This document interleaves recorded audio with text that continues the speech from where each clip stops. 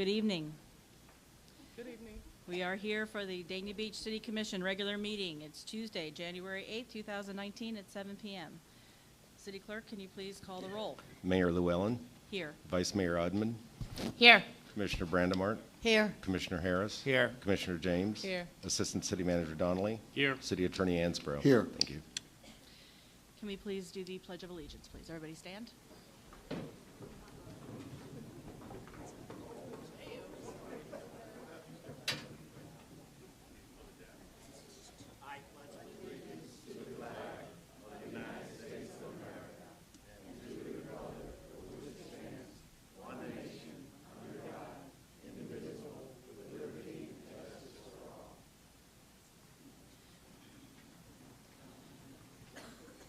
Will you please join me in a moment of silence?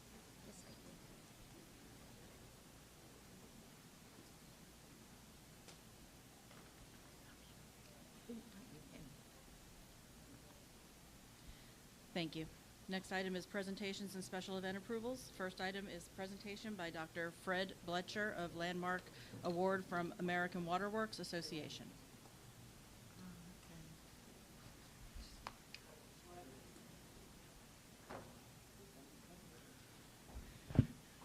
Good evening. How are you? I'm here. You've seen me before, but tonight I come with a kind of a special thing. I'm representing the Florida section of American Waterworks Association. I'm the vice chair this year, and so the American Waterworks Association is the oldest organization dealing with drinking water. It's established in 1881. The Florida section is one of 43 sections that was created by AWWA National. It's almost 100 years old as well. And drinking water is the focus. Because drinking water is so important, AWWA created a program a number of years ago to look at landmark facilities.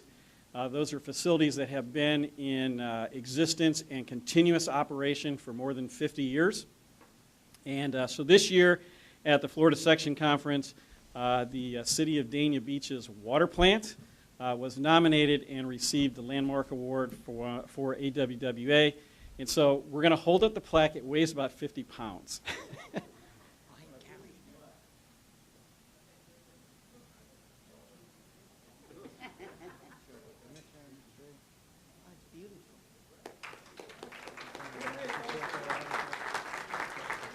Make sure to turn it around to show it to everybody. Hope you ate your Wheaties today.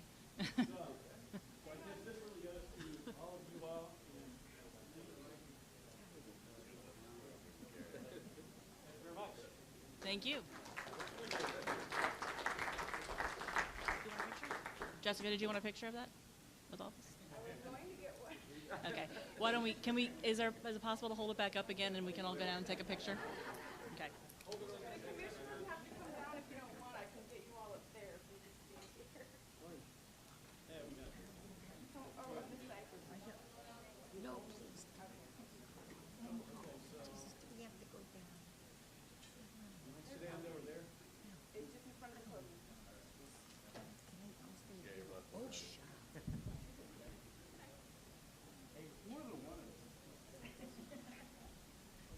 Is it really that heavy? Wow. Okay, cool. You believe it. It really is heavy.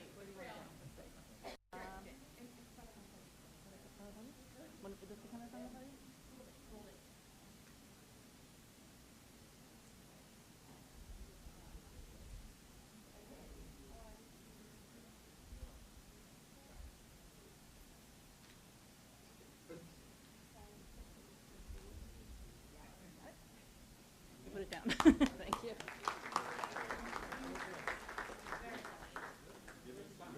I thought you guys were exaggerating.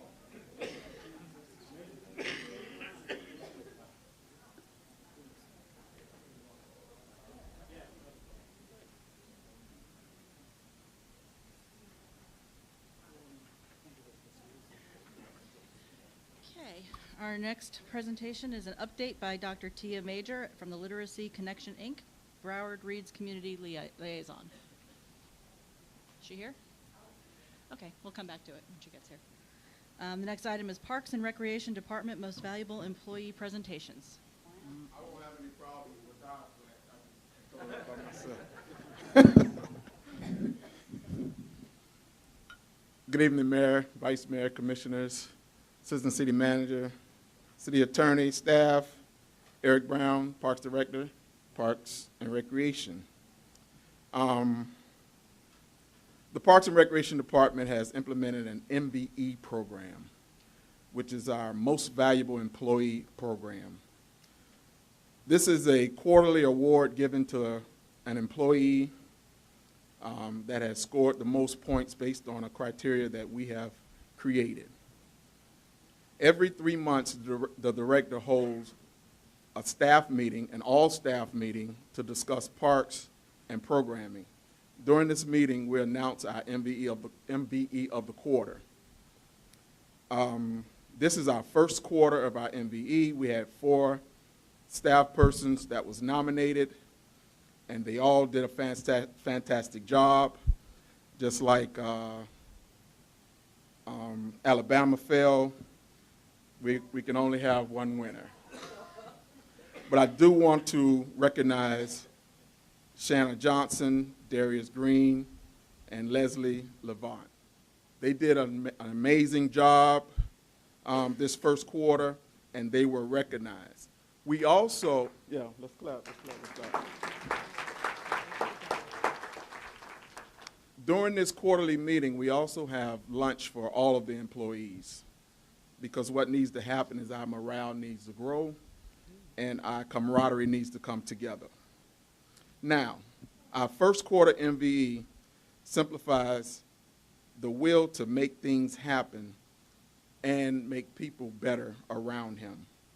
On several occasions, he has come in to work early and stayed late, working on different beach projects, as well as helping young junior lifeguards become lifeguards without being asked to do so and without being paid to do so. He has finished his EMT schooling, and he's now working on his state certification. This first quarter MVE belongs to Douglas Guzman. I'm sorry, will you come up?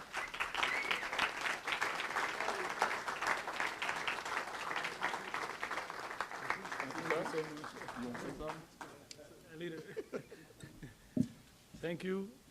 I'm so grateful for this award. I'm so grateful for my chief. This is my opportunity for this job. I love this job. It's my life. Lifeguard is my life. Sorry. It's so grateful. So, Congratulations. All right, so let's come down and take another picture, please.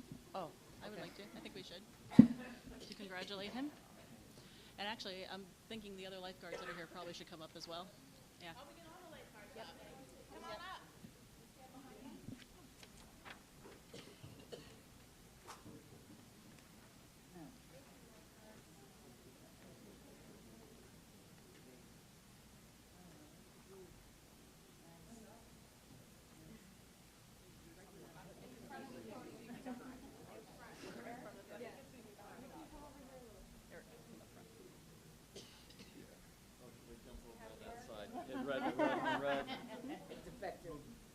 Yeah. Put him right in the middle. And I'll shake your hand.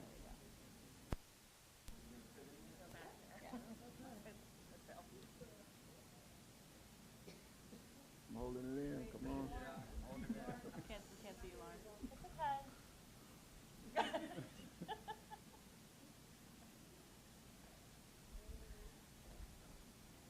Thank you, sir. Congratulations again. Thank you.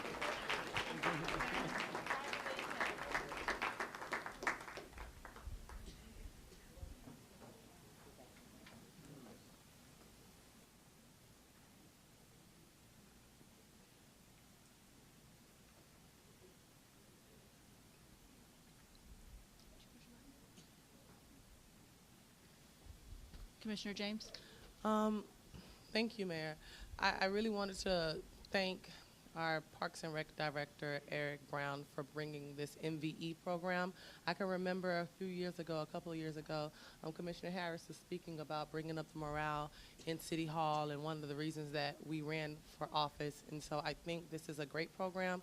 I think it is it's a motivation to the employees to know that you will be recognized and that your hard work isn't going unnoticed.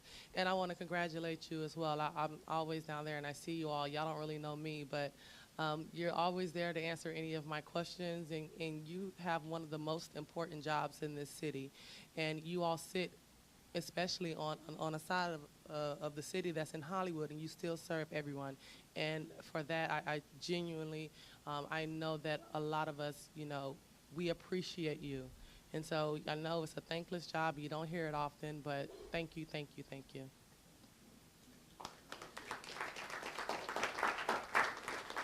And I'd just like to echo that. I think that that's an excellent program. It's definitely going to help boost morale, and I'd like to see it in some other departments maybe as well. So, but thank you, Eric, for doing that. The next item is special event request by the City of Dania Beach to have various Martin Luther King Jr. Day activities throughout the city on January 19 and 21, 2019. The applicant is requesting the following: special event fee waiver of $150, portalets for CW Thomas Park, BSO police escort detail for the parade, and BSO security detail at CW Thomas Park for the festivities. Are there any issues? I don't know. Are there any issues? I don't know if you can. There are no issues per se. The BSO had made a comment just upon the route, but the typical route is being recommended, or they've asked for their typical route. BSO had some safety concerns about limiting the route. However, unless that's a concern the commission shares, they will just do their regular route on the parade. Any issues from the commission? None. Motion to pass. Second? All in favor? Aye. Aye. Any opposed? Seeing none, motion passes. There are no proclamations tonight. We have citizen comments next. If you have a comment that you would like to make, you need to come. You need to fill out one of these forms that's up front outside. And when you come up, you need to give your name, address, and you will be limited to 3 minutes. First person is Peter Flint. Thank you. Peter Flint, 1 Oakwood Boulevard, Suite 70, Hollywood, Florida. I am Senior Director of Development for Kimco Realty, in charge of the Dania Point project. I drove in tonight past Dania Point, down Sterling Boulevard, all the new construction, seeing all the lights on Federal Highway, and I thought, wow, Dania's really changed for the better. This is exciting to be here right now, isn't it? There's so much going on. So, I'd like to thank the City Commission for their vision, for their leadership, and everything they did to help us design and develop this project here. It's really exciting for Kimco and for me personally to be a part of a project of this size. I'd also like to thank the staff, Mark LaFerrier, Ella Noreen, Corinne LaJoy. The entire staff has been helpful and have done everything they could to make sure that we get the projects permitted on time and open on time. We have generated hundreds of jobs, on our way to generate thousands of jobs, creating hundreds of thousands of dollars of tax base for the city. And of course, it's going to be a great project. It's a signature project for Kimco. It'll be the largest producer of net operating income in the entire portfolio of 432 shopping centers. We have 80 million square feet across the entire United States. This will be the biggest one and the most successful one. We're really excited about it. So really, thank you. So what I really came to do is to support the resolution 2019-005. I truly believe that Community Development Department has gone out of their way to support the development in the city and the Dania Point project. And I believe that it'd be more than helpful to have more staff, have the capital resources, and the software and the tracking devices to get the plan review process done more efficiently and easier on everybody. We had one set of plans that was for the hotel, 350 hotel rooms in the 2 towers. the plan set was 1,000 pages. Can you imagine if we had to bring 8 sets in like you usually do? 8,000 sets of plans, it would take up a whole room. So the new electronic plans transfer, the RFD tracking of it, make sure that everything goes through in a timely manner, because Marriott has expectations of when it opens. All of our tenants have expectations when it opens. So I'm here in support of that, and the department in general. They've been very helpful here, and as the commission has. The commission's vision, the mayor, the former mayor, all the commissioners, very, very, very thankful here. We work in a lot of jurisdictions, and this is by far the best jurisdiction that we work in the state of Florida, which is where I work. So thank you again, and I would like your support and support the resolution to fully fund the community development department. Thank you. Thank you. Sure. Commissioner Brandon Marty? Yeah, Peter, I want you to know that in all the years I'm sitting up here, I found it very highly unusual for a developer to come and support a resolution regarding a department. It's thrown me for a loop a little bit, really. This is truly the first time I've done It's that. truly the first time it ever happened here. Well, it's been a pleasure to work with Mark and his staff, and every one of the commissioners that we've dealt with have been so supportive of this project, and we can't speak highly enough of it. When we go to conferences, I always make sure I say how supportive and how good it's been to work with the city of Dania Beach. And I'm working in a lot of other jurisdictions, and I cannot say that about any of the others. So Sorry, thank you again. I just had to make the comment, though. It's very unusual. Next is Ms. Bobby Grace.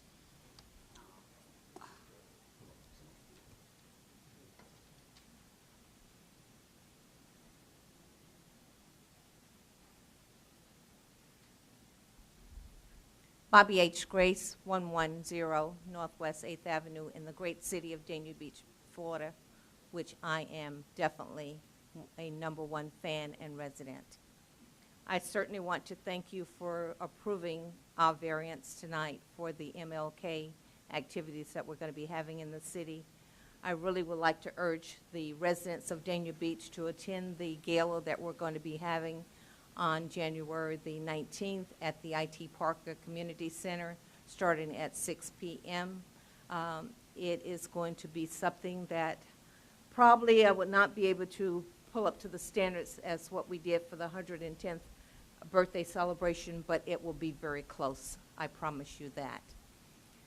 Like the gentleman before me, I want to remind this commission that before you, the commission also wanted to make sure that we have implementation in place for the permitting department to make sure, first of all, that we have worker bees. And if you don't understand what I'm saying, you need to look it up. It's good that you want department heads, but I think that you actually need the people that are going to be able to do the work. We have department heads that are making a lot of money now, and I think that the people that really need to be elevated are those people that are already working in the city of Dania Beach, that if we can give them a helping hand and let them know that how much we appreciate them by elevating them to another position, I would appreciate it. I am not going to tell you one way or the other whether I'm in favor or not in favor of. I'll leave that up to you because you are our elected officials, but I can tell you, make the right decisions, otherwise somebody else will make them for you. Thank you. Ms. Grace? I have one question for you. For the MLK service at the church at St. Ruth's, who is performing that? The services at St. Ruth Missionary Baptist Church will start at 10:30 a.m.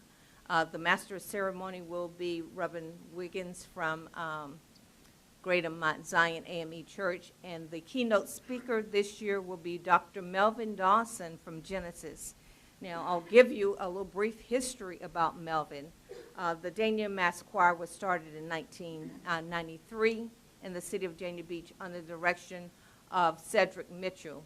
When Cedric Mitchell went to college, Melvin Dawson was our director and our musician for the Dania Mass Choir, which I was the president of.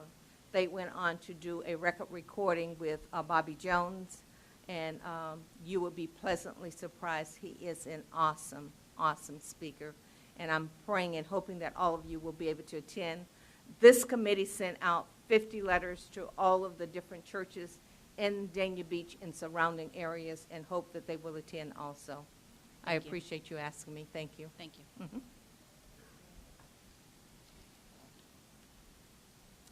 Next item is public safety reports.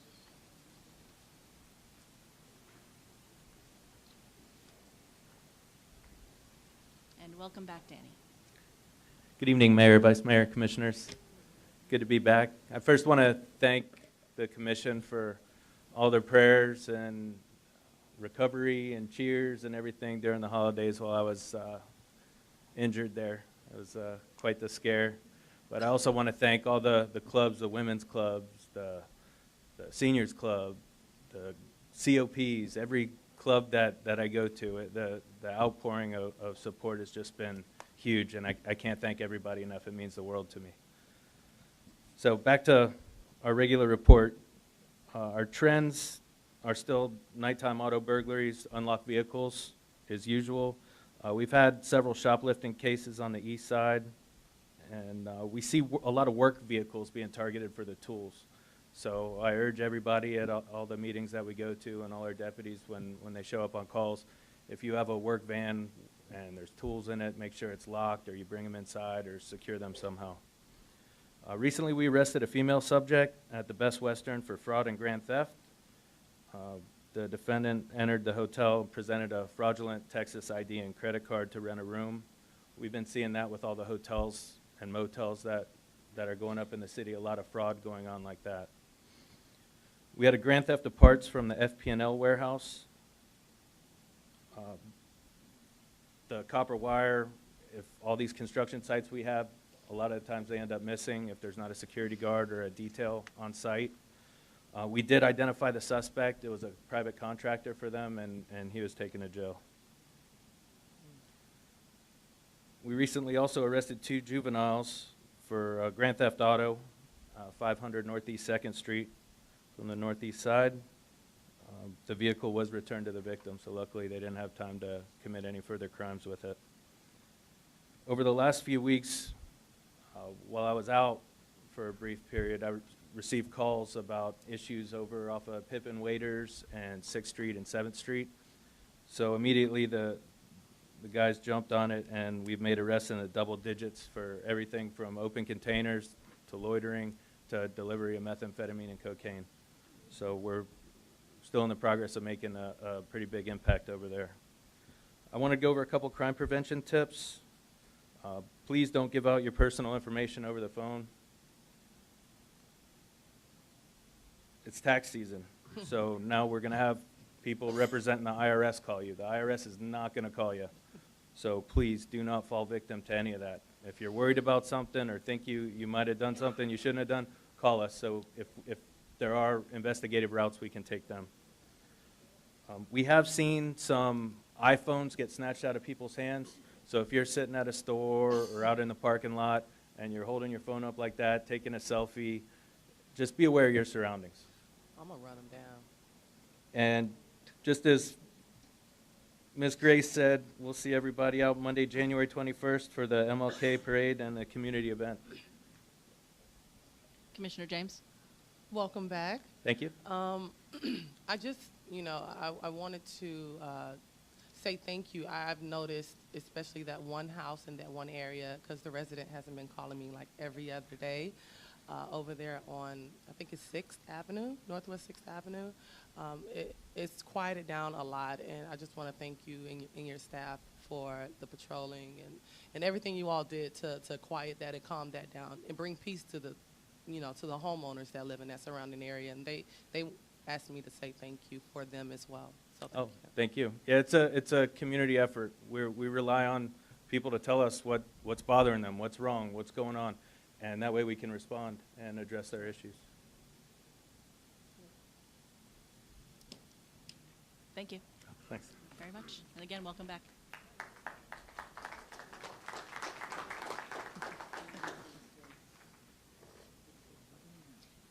Good evening. Good evening, Mayor, Vice Mayor, members of the Commission, Assistant City Manager, City Clerk, City Attorney. My name is Gregory Holness. I'm the Deputy Fire Chief for the Broward Sheriff's Office, Department of Fire Rescue, and I'm here tonight with Assistant Chief Eric Busenberg, who works with me, and he has been one of the great architects around getting all the fire prevention folks into the city of Dania in support of the KIMCO project, which, on a personal note, I enjoy driving by. I do it every weekend. I want to take my hats off to the city of Dania. You have no idea what this project is going to do in the near future. Everybody's going to be pleasantly surprised. Fort Lauderdale's built out. They have no other place to go but to Dania. And this is going to be the one place that's going to be visited quite a bit. And hats off to everyone who had the foresight and the knowledge and the guts to go through with this in this economy. So hats off to KIMCO. Excellent project. I've seen a few in my career, and this is going to be one fabulous one.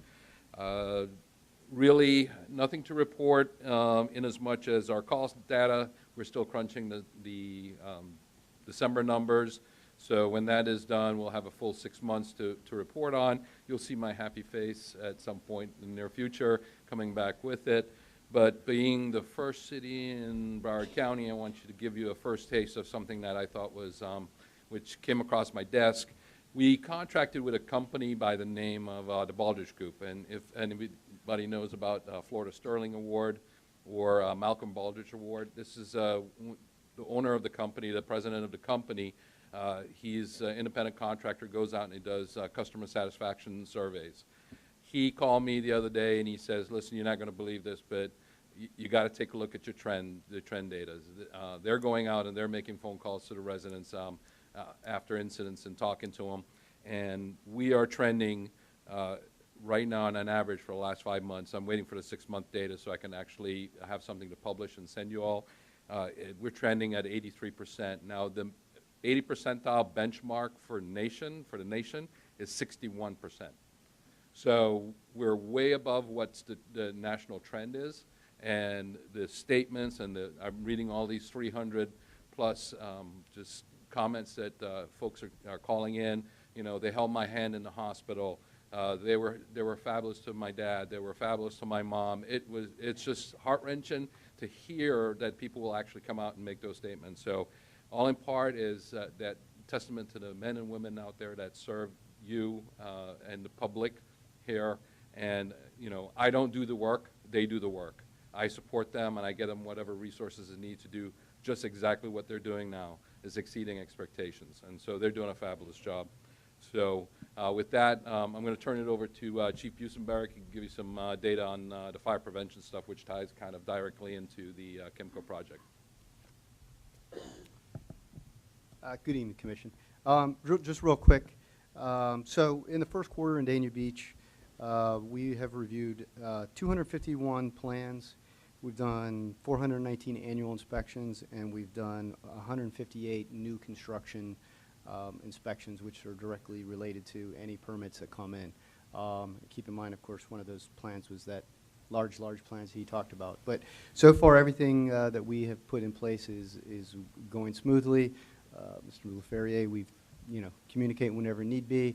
And please keep in mind that one of those inspectors that is obviously working now is one of the inspectors that you decided the commission in general, whether you were here or not, to fund an additional fire inspector for Dania Beach.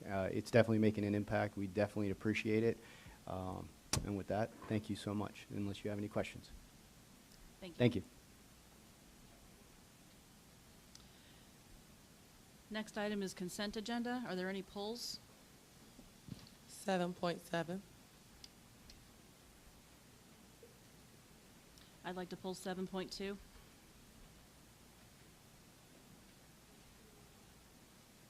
Any others? Motion to approve. You have any? Did you No. want to pull?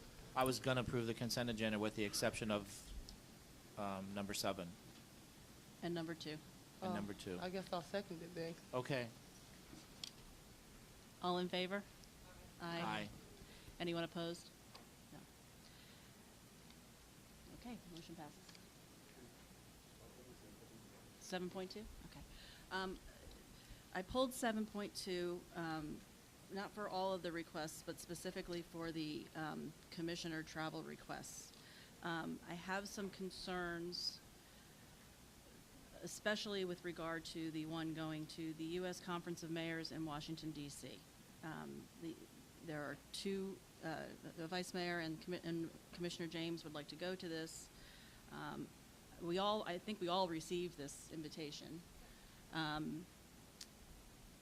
One, from my review of it, I reviewed it. I also reviewed their website to see some other things. My understanding is that this commission or this group has been in place for 60+ years. We've never been a member of it in that time. We had to actually pay a membership fee, which was significant, if I'm not mistaken, in order for us to even get any sort of a discount for this particular event.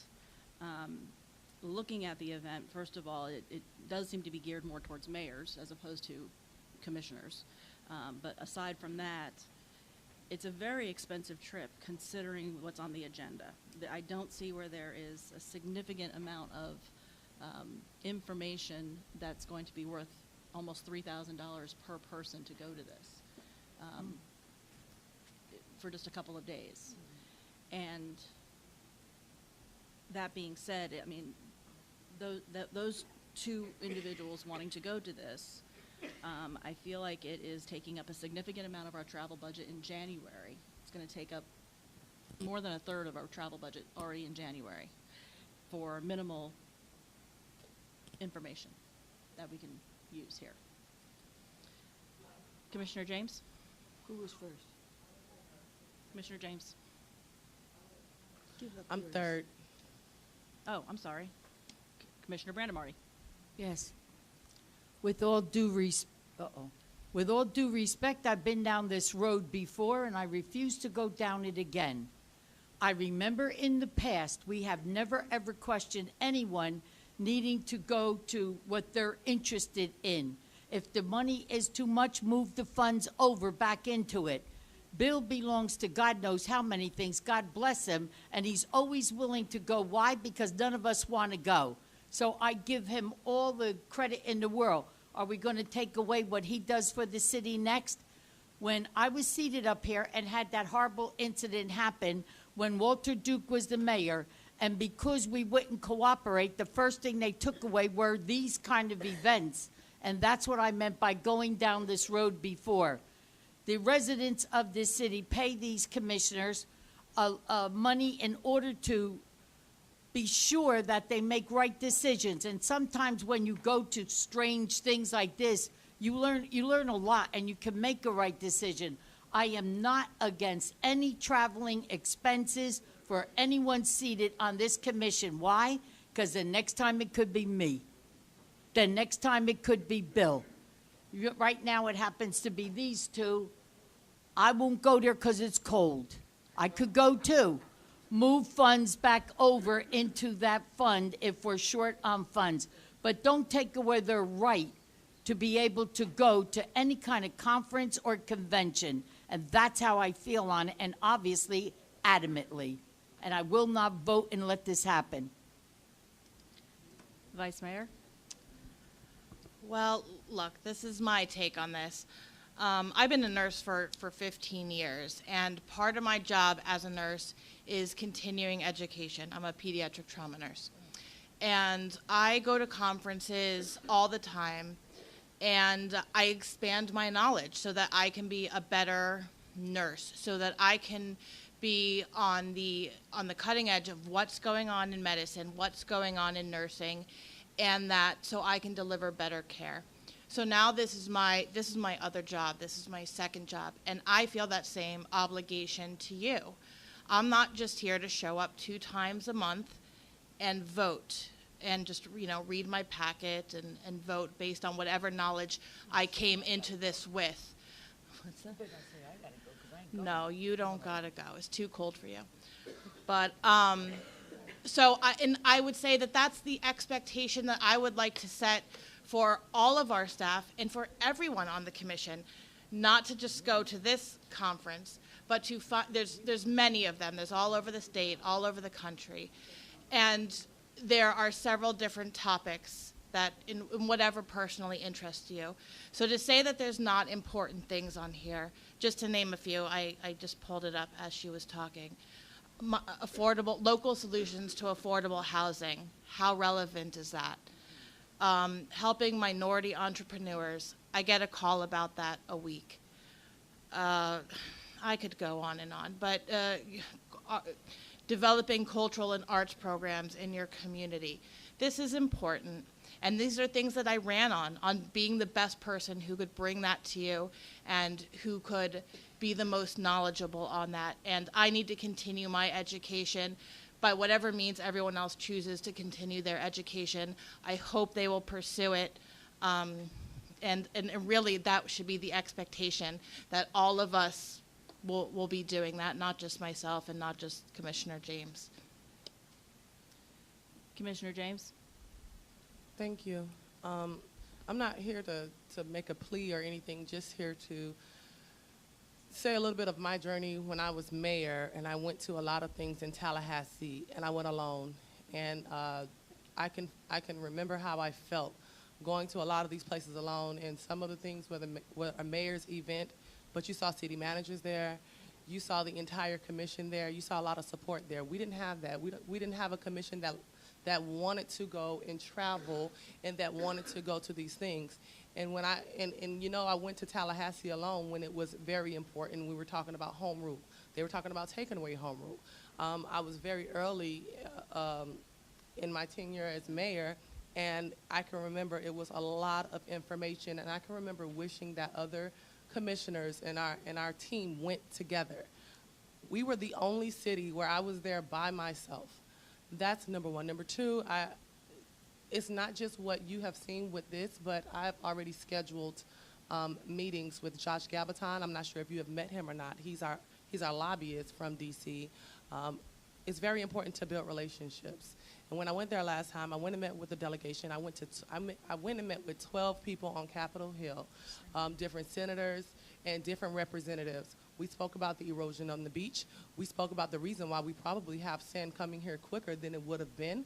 I took them photos. I was very proactive. It's not just what's there. It's having the opportunity to not just attend those meetings, but also having the opportunity to go back to delegation, to give an update, to keep these things. Like I learned a lot of information and brought a lot of that back here. Affordable housing especially, because we have a hard time even, discussing and agreeing on it because it's such a Pandora's box. On top of that, especially with the sand bypass or with the sand coming to the beach, I went to Senator Marco Rubio's office. I went to Debbie Wasserman Schultz's office. I went to everyone's office. I felt like I was back in college. I wasn't there to have a good time, and so I'm sorry you feel the way you feel, but these things are very important. Us traveling and going and making relationships and building relationships are very important because we are expanding at a rate to where you're going to need to develop these relationships in different capacities in order to get things done here. So, Commissioner Harris? Good evening, everyone. How's everybody doing? Thank you for coming tonight. I just want to add to that and to that, because as a conference planner, and Mr. Ramoli can tell you this, that Washington, D.C. is one of the most expensive markets to travel to because it's the seat of the government. The hotels are average, but the transportation costs and all the affiliated costs and the program content is very important, but it comes at a premium price because you're in Washington, D.C. I think it's very important for a first-time elected and also for a seated commissioner to go to these conferences, meet the people from around the country, and bring back what you can from a group of elected officials that may have the same expectations and problems as we do here, because I think it's very, very important. And I can say for myself, because I've done a couple of conferences in Washington, that it's very important to see the seat of government. It's important to see how the government works. It's important to see how the government works for us in Washington, D.C. So I'm in support of them going to Washington. It just happens to be an expensive market. If this same conference was held in Indianapolis, Oklahoma City, Pittsburgh, Charlotte, it would be half the it would be half the cost, because I know, because that's what we do in our business. We plan conferences all over the country. Washington just happens to be a very expensive market, and you will find the premium price for an average hotel, because you know what? All their hotels are filled, and they will get it. So I think the experience that you get from traveling to this market and this day and time, with the political climate being what it is, not just here but all over the country, I think it's a valuable lesson, and I would support their attendance. Thank you. Well, my reason for pulling this is not so much, well, it's a number of things. One is that we're talking about taxpayer dollars that we're spending on going to a conference, like I said before, that has some issues in there, but it is a minimal amount. Furthermore, both of these commissioners want to go at the same time. They are flying in the morning of the conference, and by the time they actually get their bags and get to the actual location, it looks to me like they're going to miss the first two programs that are being done that day. Maybe I'm wrong, but that's the way it looks based upon the agenda. In addition to that, it's not there are multiple things here. Commissioner James has already been to Washington, D.C. She has made some connections there. I'm sure that she has continued to speak to the people that she has spoken with there. I don't understand the purpose of having two people go to this when one can go and report back to us. Again, this is taxpayer dollars. I'm trying to be conservative with the money that we are spending. There is no reason that we need to spend this much money. And I understand the market in Washington, D.C. I travel a lot as well. And I get a lot of things in the mail as a lawyer for things that I can go to that are related to the field of law that I practice in. I don't go to all of them. I pick and choose very carefully which ones I go to, because they need to be specifically relevant to the things that I'm dealing with, and they need to be something that's really going to have an added value. I'm concerned that this is something that is not going to necessarily have an added value. The fact that we have not been a member of this organization that's been in place for over 60 years concerns me, and that now all of a sudden we're becoming involved. It's not something that apparently has been needed by the city of Dania Beach at any point prior, and I don't know that it's necessarily needed now. But if we are going to send somebody, I feel that we should send one person, perhaps Vice Mayor Odman, since she is a newly elected official here. I don't know that we need to send two. Vice Mayor.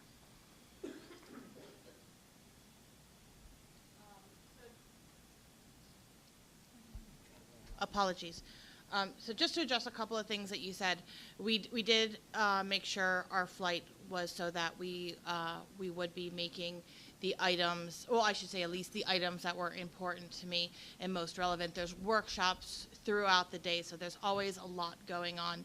And I picked the ones that I felt, you know, over the years I'm going to shine in the most and be able to bring you the most information, because, you know, it's things that are in my heart.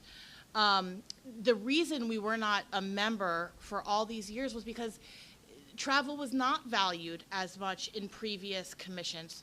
To the members that were up here, perhaps it just wasn't necessary to them.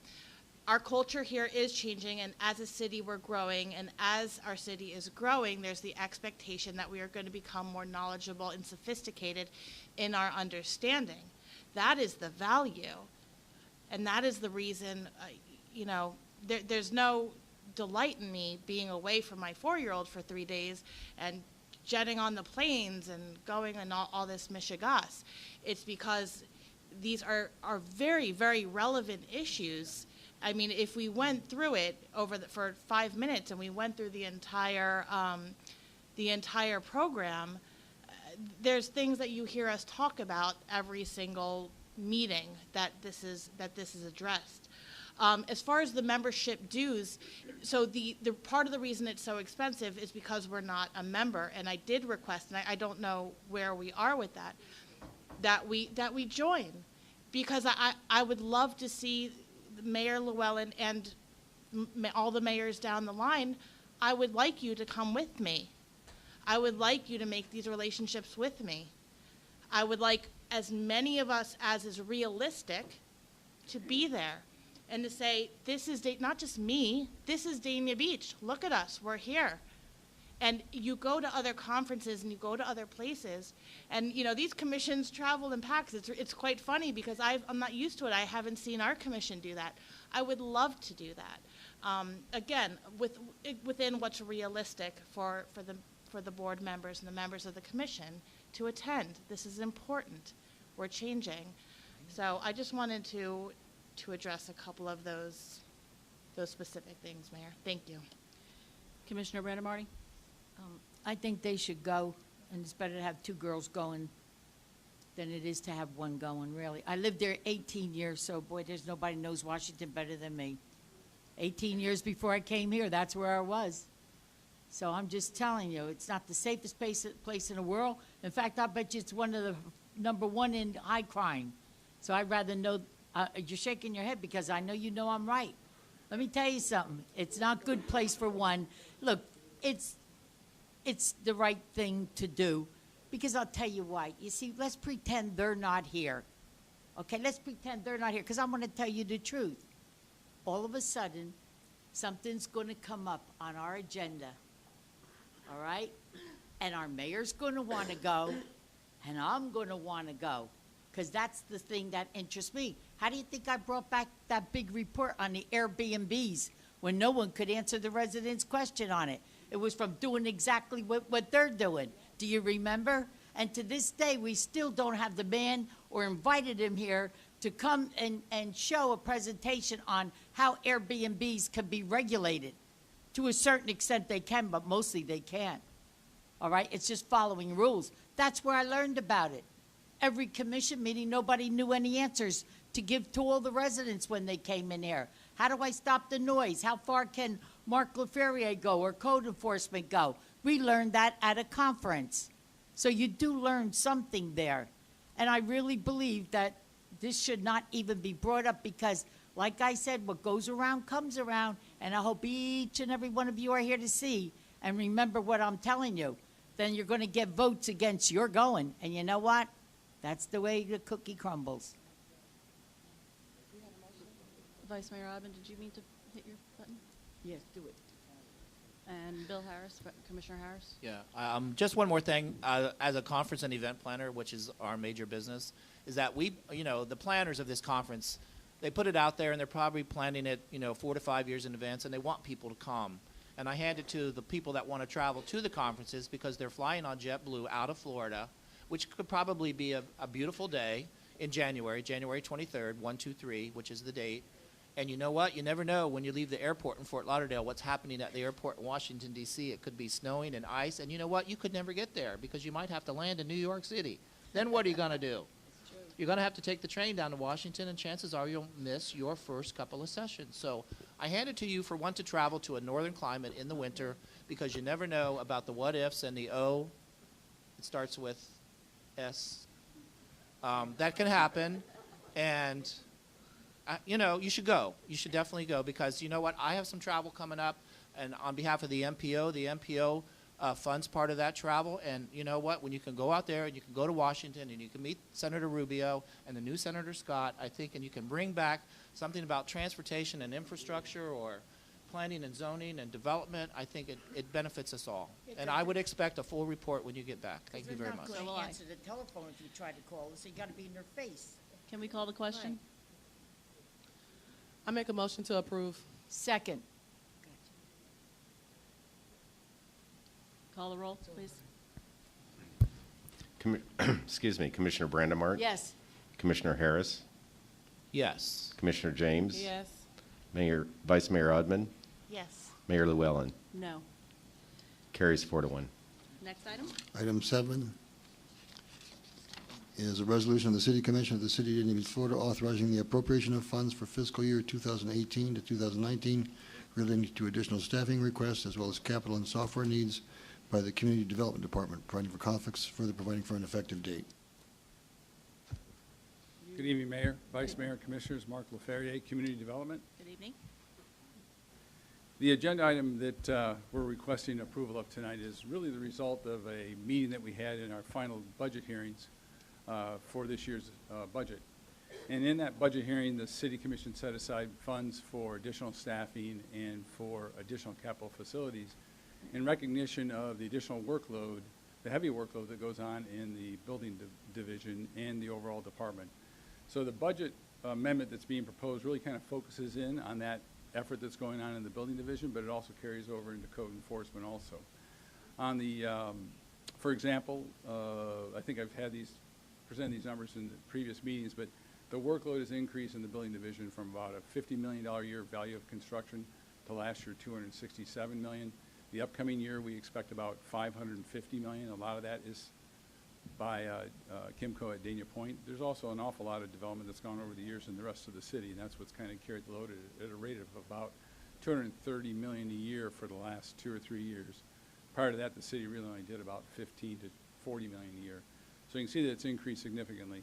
On the staffing side of it, we've increased staff over the last 4 or 5 years in a couple of different ways. We've hired administrative staff to help with the administrative work. Previously, there was about 3 administrative staff in the building division. Now there will be 9 persons in the building division as administrative staff. And then we've hired an awful lot, as you know, through CAP and through the county on our technical staff. Those are the building inspectors, the plans examiners. Those are the ones that, you know, actually are required in order to make compliance with the building code.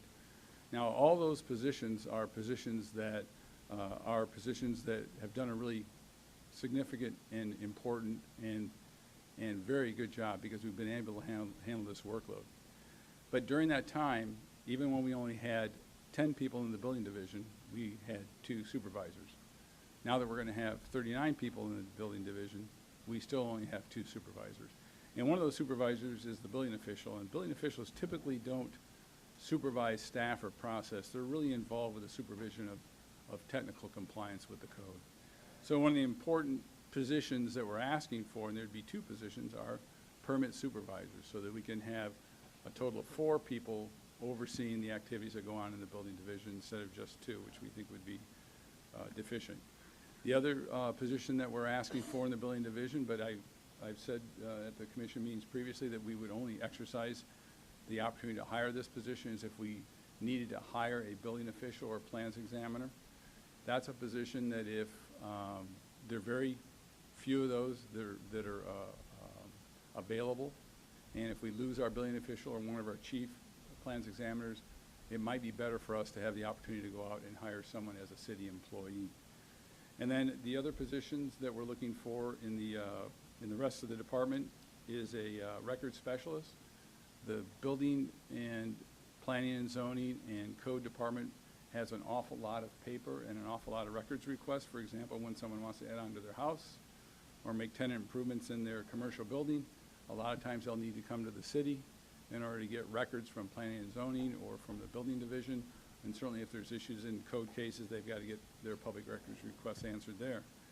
So we currently kind of spread that workload out amongst a lot of different people. It'd be better to sort of focus in and have someone directly responsible for it. And then the other position that I've asked to have approved is an assistant director. This department is one of your largest departments. It doesn't have an assistant director where your other larger departments do.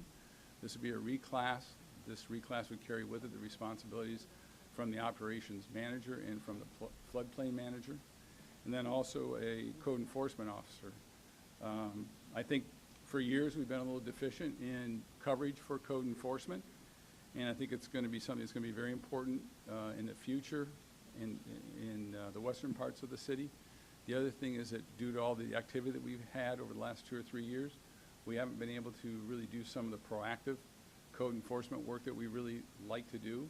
And those are things like do our residential surveys. So what we do is we go out and we survey all of the properties in a neighborhood, and we work with the neighbors in order to get compliance in the most gradual way. And the other thing we do is we'll have like a task force that'll just deal with things like the commercial corridors and deal with those sort of things, or vacant lots or abandoned properties and things like that. So that's proactive work. Haven't really been as aggressive with it as what we'd like to be and as what we have been in the past. This position will let us do some more work out west, and also let us do some of that proactive work. And then on the capital side of it, we're requesting a few things. One was on tonight's agenda, and that's a construction trailer out at Dania Point. We think it's going to be important to have at least 6 to 8 inspectors out at Dania Point all of the time. The workload will be pretty significant. I think we're going to have close to 100 tenant improvements going. The new hotel that Kimco just talked about, we have underway now a 300-unit apartment building, and there's other large-scale projects that will be coming in also. Those projects are more complicated than what we've seen in the past. 350 hotel rooms is individual inspections in different hotel rooms and different levels and different floors, same thing with residential units. So that construction trailer will mean that it will have a place for our inspectors to go to cool off, have lunch, have a meeting, review the plans, meet with people, a place to go to when they need to take a break and not have to go back and forth. Of course, we'll outfit that with all the technology that's needed too. The other thing that we're requesting in our capital request, or the other thing that we're requesting in our capital expenditures is an RFID tracking system. Right now, I mean, the department was never really built out in its physical environment and its workspace to handle this workload. So we just have a lot of plans stacked everywhere. And we're getting to the point now where it's hard to find plans. We're losing some plans. It's natural. It's going to happen. Well, what other cities have done is there's a system where you put it's an electronic device in the back of the sign-off page. Then you know where those plans are at, and you can track them down properly. The other thing that it does is it allows me to have a report of what's in the building, what's being reviewed, who reviewed it, and where the plans are at, something we can't do today. A couple other things are, again, back to the workspace. It's a bit old and hasn't been modernized at all, and what I'd like to do is have the opportunity to improve the SPO. It needs a new air conditioning and ductwork. It also needs to have some new build-out and modifications in it, and also in the building division, all that furniture, not the computer equipment, but all the furniture, all the flooring, all that stuff is very old. All the file space is very unorganized, and it's not adequate at all. So that kind of summarizes the request.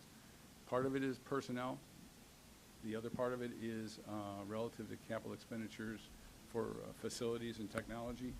And then it's all being requested really in order to meet the demand that we have. And the demand that we're going to have is going to increase dramatically. We're expecting close to $1 billion worth of development over the next 3 years, which would be about the same that we did over the last 5, 6 years. So if I have any questions, I'll be happy to answer. I'm just going to speak on why I pulled the item. Thanks. I pulled this item because this came before us months ago, maybe around August, September, October, that area. And I could specifically remember we received, the three of us at least, received a letter that stated about all the great things that Dania Point was bringing. And of course, we're all excited. We attend these grand openings weekly now. It's an anticipation. It's something that is exciting for everyone to be a part of. And so I really felt offended the first time we received that letter that was telling us that maybe we didn't know what we were doing because they felt like we weren't hiring enough staff and we were being negligent along those lines, if I'm paraphrasing. And I remember that we spoke about that letter the first time. Now, speaking about the direction that the previous commission and 3 of these commissioners sat on that commission and all agreed to that as well, was that I specifically remember we asked for more worker bees and less supervisors, and this is the exact opposite of that. I have a problem with the process, and not just in one department, in a lot of the departments. The reason why there is a lack of trust with the public in City Hall is because of the process. It's not a very transparent process, and it's kind of like church, if you believe in religion, when they pick different parts of the Bible to believe in based on, you know, what works best for them. That's exactly how City Hall kind of operates. And I'll tell you why. I know there was a request for reclassifications in other departments that was currently turned down and said that we needed to wait until mid-year. Is that? They said wait till mid-year to reclassify certain things. And then the other ones were turned down because we're still waiting on Evergreen. If you all did or did not know, we did a class and pay study that started when I was elected, and we still haven't finished the process, and this is going into year 3. And they said that we needed to wait until Evergreen was finished with the analysis and all the commission made any type of decisions on it before we reclassify any position. So that's my issue with this one. It's not even adding an extra personnel. It's basically giving someone a raise. And the problem that I have with this as well is if we are going to have a community development assistant director, I think it should be a fair chance for anyone to be able to apply for that job. We have people that have been there for 15 years that are very, very knowledgeable, that run that department when you're not there, that knows the ins and outs, that attends every commission meeting and come up here and they can speak freely on anything. That's how knowledgeable they are. They don't even get an opportunity to grow with this city, and they've been here for over 10 years. That's a part of the process that I do not like. I do agree we do need some of these positions, the building official, the code compliance, the record specialist, but I just don't see anything that this commission has asked for, like the people that are actually going to be doing the work, like the worker bees. I remember sitting here and us asking you to bring us back that, and that hasn't been brought back, and it kind of seemed like you waited until the new commission to get a different answer. And so I don't appreciate that. I don't appreciate how the process is inconsistent here, and I would like some continuity and for us to, not have any outside influences when we all are making these decisions up here, because that shows a lack of respect for the people that are actually sitting here. So I pull this item because I'm in favor of having the record specialist. I'm in favor of having the code compliance and the building official. I'm in favor of having one permanent office supervisor if it's an internal position to where someone is going to have an opportunity to, grow. We have a lot of people that have been there and they're stagnant. They don't have the motivation. The morale is not high in the entire city. And so when you don't have room to grow within your position, you're not motivated to be the best worker that you can be. So that's my thoughts. Commissioner Brandon Marty? This gets a little bit confusing. I'll tell you why. 1, 2, 3, 4, 5. Those 6 positions, Mark, they're not union positions, are they? I believe the record specialist would be. I believe the record So specialist is that a would bid be. job from within? Well, Just curious. All of these positions, if they're approved by the commission, would all be open for internal candidates. Whether it's union or not, I don't think that really would make a difference. But to answer your initial No, question, it makes the a record difference. Can I specialist- tell you why? Excuse me, because I've been a Teamster organizer for 18 years. It makes a difference. I'll tell you why. Let's say that I'm that employee and I bid on that job. Now I'm not in the union anymore, so I don't have the union to protect me, correct? I don't. I just want to throw this at you, okay? Then all of a sudden the day comes that we don't need that kind of extra stuff. Do they then get jobs to go back to? And I'm not forgetting at all that it's going to be told to me by our acting city manager over there that it's none of my business what you do with the employees. But I never want an employee, my side of it is to come back and say, listen, Chickie, when you were seated on that commission and that job opening came up, I had the protection of the union, and I left that job and became part of management. And you were the one that said, good, and you were the one that fought for that. That's why I asked you, are these all going to be supervisor jobs? And if people do apply for it, right, they're on their own because supervisors are not in the union. That's correct. You know that. Yes. Because no worker standing next to me is going to tell me what to do. She better wear a hat or bars on her shoulder or she can get lost. All right? The record specialist would not be a supervisory responsibility. That wouldn't be a supervisory job. Okay, so wow, I would think that's a very important job. I'm just saying to you because he's checking what they're doing, right? I don't know. That's up to you. I don't want to get involved in that. All I want to be involved in is that if a person does put in for it and they're not union, they are union now, that they be told what jobs they have to come out of the union for and what Oh. jobs they don't, so they don't bounce it back on this commission. It's your fault I don't have any work. It's your fault I don't have a job anymore. Right. Because that can happen. And I want the employees in that department to know that. You know, today's pie could be tomorrow's turd. So watch out. I'm telling you, watch out when you put in for a job. Watch out. Because sometimes management uses that technique to get rid of you. And I've had to fight on many arbitration cases because of that. And I'd like to say I won them all, too. Really. So make sure that the employees, whatever you do with them, I know, Colin, none of our business, that's what's in your brain. I understand that. But make sure they know the difference. Because I'm all for these positions. I'm all for getting them going and moving into phase 2. I was out there and I saw the massive amount of work. But you said something that I want the residents in all of Dania to know, and that is, this isn't only about Dania Point. No. This is about other buildings that are going on. We've got a lot going on at this time, a lot.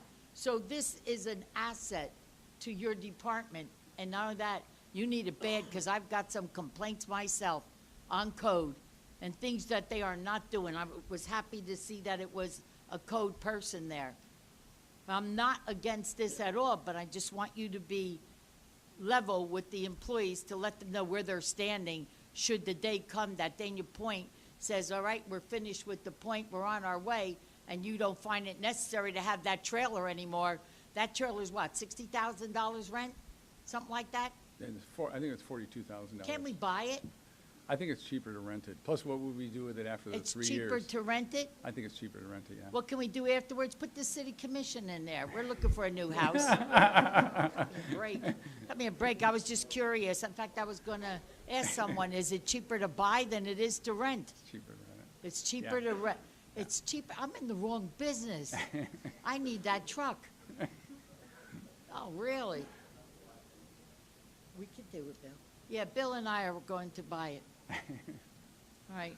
Well, anyway, I just wanted to be sure of that, because I know what Bobby was getting at when she was up here, and she was right when she said we want worker bees. Sometimes, though, worker bees don't really know how to do that position, which then I'd say go out and get somebody. Don't make a big mistake. So I took a note and I said, I know the charter forbids us to say who and who not to hire. I understand that the monies are there and approved for positions. Bobby and I have always asked that our employees be considered first, then go outside of us. But I'm telling you, if I was the employee, I'd stay in the union. That's my advice to anybody in there that wants to apply for that one job. Be careful that they don't want to get rid of you. That's the union in me. Before Commissioner James goes, I know you did hit your button. I That's just wanted to good. make one comment. Commissioner Brandemart did reference this a couple of times, but she is correct, and our Assistant City Manager, I'm sure, would also reiterate this. As far as the jobs themselves and who the hiring process with that is not under the purview of the City Commission. Forbidden under the charter. Correct. It is. That is something that is under the purview of the City Manager and Department Head. So really, if that's going to be part of any further discussion on this, I don't think it's appropriate for us to be discussing that. Right. Commissioner James? Thank you. When we deal with how the process works and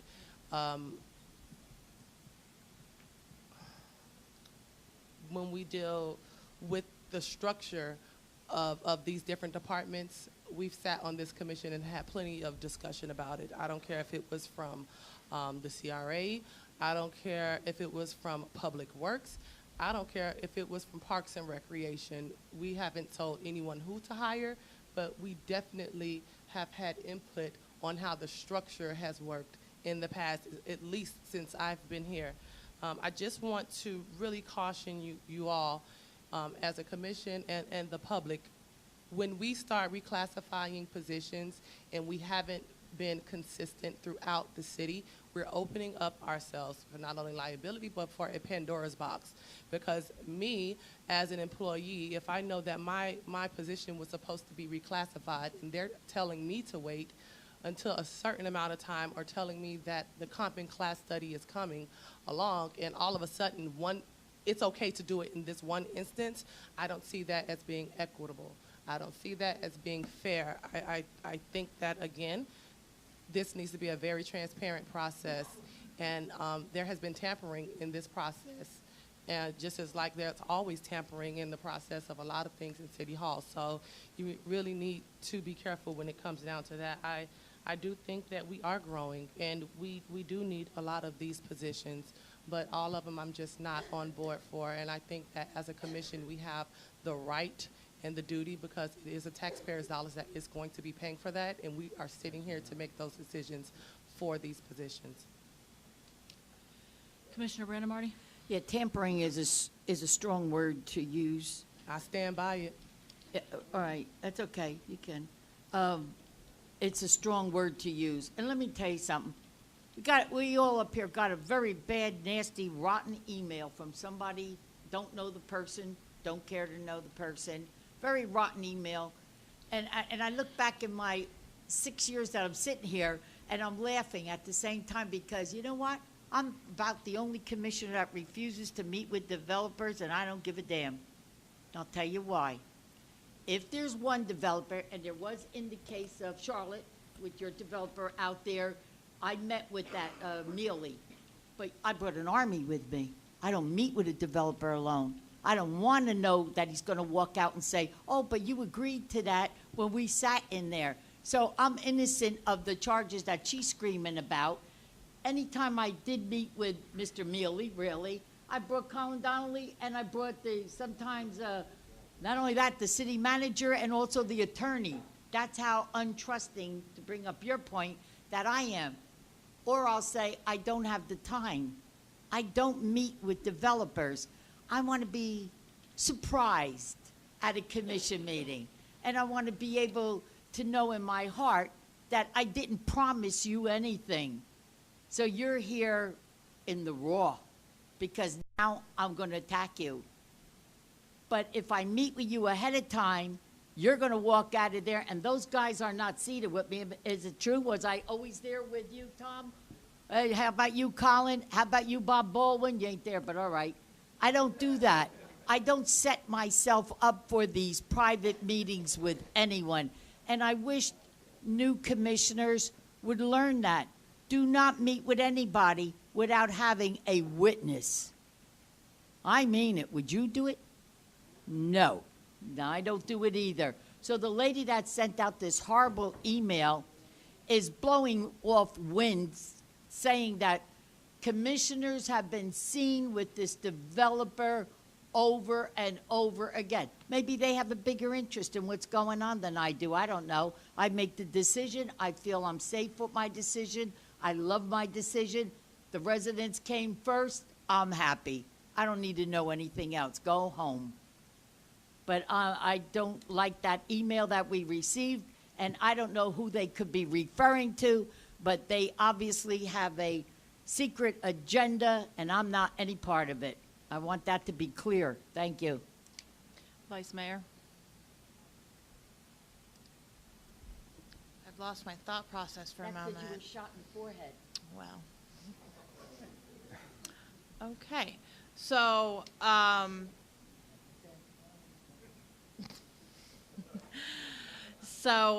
the reclass positioned, Mark, the assistant, was that open, or is that open, an open position that anyone can apply for, or is it a specific person going into it? No, it'd be a specific person. It's the current operations manager that's there. And the way that a reclass works is it recognizes the workload that that person has done, the responsibilities that they have done. And in this case, they'll take with them the responsibilities that they currently have and become also the responsibilities of the assistant director. And given the sort of the situation that the city has been in and will be in for the near future, in the permitting side of things, I thought it was appropriate that that would be the proper selection for that position. The department needs an assistant director. So this position would take with it the responsibilities of the operation manager with it. And the other positions would be open for internal They're open, candidates? and it's been the policy of this Okay. commission and of the administration to look at internal candidates first. Okay, so it was just that one specific position. Okay, all right, thank you for clarifying. Assistant City Manager Donnelly.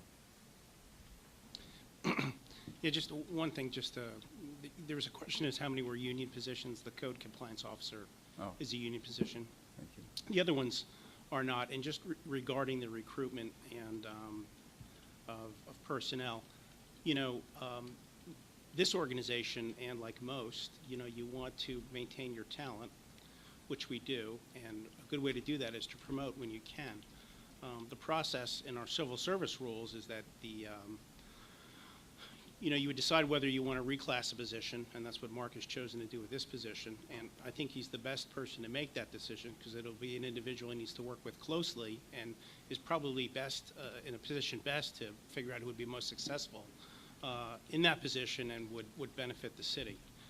The other positions, we have the option of making them within the city first, and we do that when we have a candidate pool, or we can open it up to everybody, and that doesn't exclude city employees. So those are the options that we'll talk with Mark about as we go into these. My initial discussion is that they would, be open, competitive, and the employees would have an opportunity to compete. And again, Mark knows the talent that's in his office and those decisions. We're there to be as flexible as we can within our rules to make sure that he can get the talent that he needs in order to run the department. And as far as this issue coming now and the timing of it, it has always been, since last few years, when development has really taken off, is to be as flexible as we can and make mid-year adjustments or changes that are going to reflect the market and what's going on. And you see that happening. I know that Mr. Shapiro and his colleagues are here, and they had some bumps in their development, and they had to make some changes. And this is a very vibrant and changing economy, and I think we're trying to have our building department respond to that. As far as how big and fast as it grows, there's a lot of fees that are coming in because they're going to represent a lot of work, and we're going to need the people to do that work and the supervisors to do it. And if Mark needs worker bees, I expect him to come to the administration and say, I need more worker bees. And if that's next month, so be it. In order to make the workflow go, in order to accommodate all the development, not just Dania Point that's happening in the city. We still have to accommodate everybody who wants to put on a screen porch and everything else. They're not in the back of the line. We've set up a special office to handle the big projects so the regular building office can handle everybody else's business. And from all reports I have, that's going along fine, but we're going to hit a bump in the road, and that's what we're trying to prepare for. And really, I don't think the matter can be put off any longer in order to get that technology in there and to go out and hire the people. It's a very competitive market for people with building skills. And so, we're going to have, I believe, a competitive time in finding the individuals to get in there, and we need to start. With that, that's all I have to say on the matter. Commissioner James? If there's no more discussion, I'm just going to make my motion so we can vote and keep it moving. I actually would like to have an opportunity to speak. Since I No, haven't that's fine. had an I'm just supposed opportunity to as of say yet. my, Since it is finally my turn to speak. Correct me if I'm wrong, Mark. The person who would be reclassified is already doing that job. Yes. Okay, she's been doing it for some time. Yes. Okay. As far as these positions, I just want to state for the record that I've thought, even before I was elected, that we needed to have more people, including supervisors, within this particular department, simply because of the fact that we've had some issues in the last year or so with some quality control problems. When I was on planning and zoning, we had at least one issue that I can think of off the top of my head where there was a serious quality control issue. And the first question that I asked Mr. LaFerrier and Ms. LaJoy was, now that we know what the problem is, what are we doing to fix it? And one of those things that you can do to fix this is to have appropriate supervisors there to deal with quality control. Before I was a lawyer, I did work in the corporate world. I was a director of claims for a large managed care organization, and I dealt with very large departments and having to plan each year as to how many employees we were going to need. This is something that, with all of the growth and the development going on in the city, is absolutely necessary.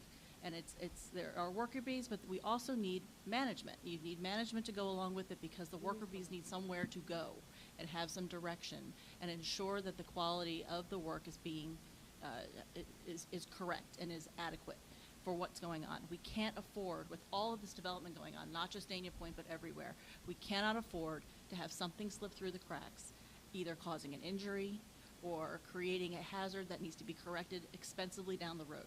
We need to make sure that it's not on the front end. That's all I have to say. Commissioner Harris? Mark, as far as the classification of Community Development Assistant Director, is it within your purview to consider that to be two positions, one for like planning and code development and rewriting the code on one side that would be able to fill in the event that you are out or the other assistant director is out? Is there a possibility to have another, like a co-assistant director? Well, that's not what I envisioned. However, I think the two responsibilities that you just mentioned would fall within the Planning and Zoning Division. Okay. Which a couple years ago, the commission approved a promotion for that position. So that's now the planning manager position. Yeah, because I mean, I think another downline person that knows code and knows development, and because we've talked before about our code is antiquated and it needs to be rewritten, and to write that into a job description, and that's a very technical subject. It's very technical, and it takes a lot of expertise to just wade your way through the language. But I'm fully in support of everything that you want to do, and the downline, the applications for everybody to apply. And I think having the trailer on site is great because you could lose 20, 30, 40 minutes just getting back and forth. If there's a train and it's stopped and it's backed up, and you got the school zone and you got all those things. So, yeah, I mean, I don't want to think that we're micromanaging your department, because we don't micromanage Brad's department or Eric's department or Nikki's department. And ultimately the success of the department is going to come back to you as the director. So I think we should let you take it and run with it. And it can be tweaked along the way down the road based on development, because it's not just the large developers, but it's the guy Bob Turgeson over down the street, who we both know, that wants to add a room to his house, and my next door neighbor that wants to put in windows. All those people need to be serviced at the same level. So I want to make a motion to approve this. Well, I was waiting to make my motion. I still had. Okay. I'll second it. Well, I didn't finish talking. Oh, I'm sorry. and then I have a motion. I was waiting for one, but I have a question for Mr. LaFerriere. Speaking of union, if any of the current employees applies for any of these supervisor positions, is it true that they are allowed to be a supervisor and be in the union if you take out the responsibility of hiring or firing or something along those lines? Because I believe I don't know I could answer that question. Well, I want to rely on our HR division. That question is more geared towards me. Whether when we establish a new position and we're going to deem it outside the collective bargaining agreement in the union, that would be our position. If the union thought otherwise, they have a process by going through the state and the labor board in order to challenge that determination. That's how that would happen. So I don't know whether it has to do with hiring or firing, but it more has to do with responsibilities, reporting, and management of people. The only body who has the ability to hire and fire is the city manager. Okay, so is that a yes or no? Going back, the question is, If you take away some of the certain responsibilities that restricts you from not being in the union, does anything restrict a union person for applying for these positions that are supervisors? nothing would restrict a union or non-union person from applying. I've said it's going to be an open, it would most likely be open competitive, so anybody would apply. Will they lose their union status? If they take the position and it's a non-union position, yes, they would. Thank you. Well, I'm going to make my motion. Y'all voted up or down and make another motion. I'm sure that's how it's going to work. But Commissioner James, we already have a motion pending. Well, my light was on to make a motion. Okay, go Okay, thanks.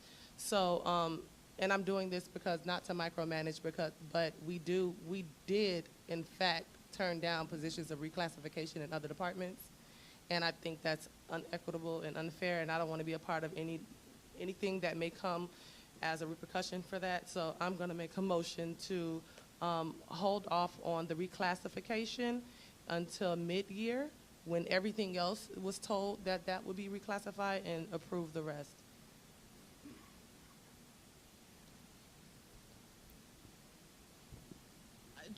I'm sorry, because your mic's not perfect. So you're not taking off the reclassification position. You just want it done with all of the other ones? I want to take it off for now and put it when they told us the rest of it were going to be reclassified, because in my understanding, and Assistant City Manager can correct me if I'm wrong, when I had a conversation with them and Evergreen, I was told that they were going to bring the results of the class and pay study of the employees, which I'm not sure who all met with them, but I probably was only me. And we still haven't had the results and the conversation about that. They said that's when they were going to look at the workload that everyone was doing. They were going to make the decision on who gets reclassified. They were going to see how much it cost the city to do it in an equitable way that all of the people who are doing more work or having more of a workload were doing. So, yes, I was asking to hold off on that position until, when did you say we were going to do the rest of the reclassifications, Assistant City Manager? I think there's a little bit of confusion as to what the comp and class is and what the expectations are. The comp and class is done. We've met with 2 city commissioners and trying to establish a meeting with the rest. I think Christina's reaching out now that we have new commissioners to sit down and go through it. And what the city commission will be asked to do is not to the new pay areas and the new new titles and those things. And retitling things. That can all be done. What we're asking the city commission to do is how they want to implement it. It's got nothing to do with a reclass, as you're talking here about different responsibilities. It's about moving jobs from one area to another one and recognizing that, and then putting them in new job titles. And if there's going to be a change in salary, we're looking to do something whole as one type of thing. And I don't think it has really anything to do with the reclassification of this position as a whole. So was there not a position or two in our public works that was asked to be reclassified, and you all didn't want to do that until mid-year? Or am I mistaken about that? Well, the report shows a number of outliers about positions that are out of whack. What we want to do is get them in line where they should be. And that will take a discussion with the city commission. And after we've met with the city commission and take direction from you, we'll do that. So is that a yes or a no? Or well, I don't know what discussions you'd have with people about reclassifying anybody. Particular individuals. Okay, I'm just asking. I think we should talk about this offline and go through it again. But I'm asking you a question, Assistant City Manager. I understand. Could you repeat the question? Okay, so I sure. understand it? Was there a position in another department, Public Works to be exact, that was asked, a request that was asked to have a position reclassified, and it was denied and said that we needed to wait until mid-year? Through the comp and class? No. Well, there may have been. I get those requests all the time, and I tell them to do it at mid-year. Okay, that was my point. Well, but this gets back to my earlier comments, and that's typically to do things in a more organized and regimented way. We ask the department heads if they have anything like that. We do it at mid-year. We do it through the budget process. The building department and this process is special. They have needs that Mark didn't identify until late in the budget process that we were working on. We're trying to be flexible and go outside that. You would have the option of doing this at mid-year. I would maintain that you shouldn't wait. There's too much important development going on where we need to meet these needs now. But typically, we don't do these things until they're done with mid-year. Okay. So the commissioner is correct. However, this is a special case. Okay, thanks. Commissioner Brandon Marty? Is my light lit? Yes. Is that a mistake? Okay.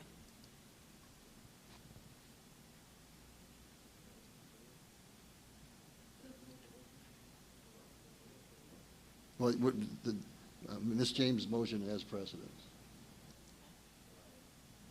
Do we have a second? We don't have. Commissioner James motioned to hold off on the reclassification of the position until mid-year and approve the remaining requests in this item. There was no second, though, that I'm aware of. I asked for clarification if it was correct what the commissioner said, that in the past, people have had to wait until mid-year for their reclassification. And my understanding was that the answer was no, that they didn't have to. Is that correct, Assistant City Manager? Typically it's done at mid-year. Then again, it sounds like you're making a case that people have the right for a reclassification. You know, that comes after the discussion with the department head, and it goes through HR and the city manager's office about whether to reclassify a position. That's what typically happens. I was just trying to find out if there was a break in, if this was a break in process of what is our typical process. The answer is absolutely yes, for the reasons I've stated earlier. The growth of the building department and to meet the needs of the building department and the development community, we're asking for a reclassification of this position now in order to make sure that Mark's department is operating efficiently.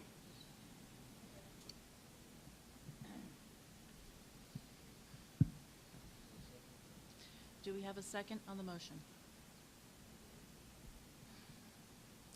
We don't. So it dies. Is there, so we're now open for a new motion. Commissioner Brandon Marty, I make a motion, we take this to a vote and end this. what's your motion? I'm sick of it, really. I don't know why anybody wants to hold up a development that's bringing money to even help the CRA build those houses for people who haven't got money. Why would you do that? It's like you took a gun, you loaded it, you shot your own self in the foot. Ain't happening. Do you have a motion? Yeah, Commissioner my Brennan? motion is that we take this to a vote. Wait, city attorney. Adopt help me, do adopt it. the resolution. Adopt the resolution. Second. Thank you. Call the roll, please. I got gray hair already. Commissioner Brandemart, Yes, as written. Commissioner Harris, Yes. Commissioner James. No. Vice Mayor Odman. Mayor Llewellyn. Yes. Motion carries 4-1. Thank you. Thank God. No offense, Peter.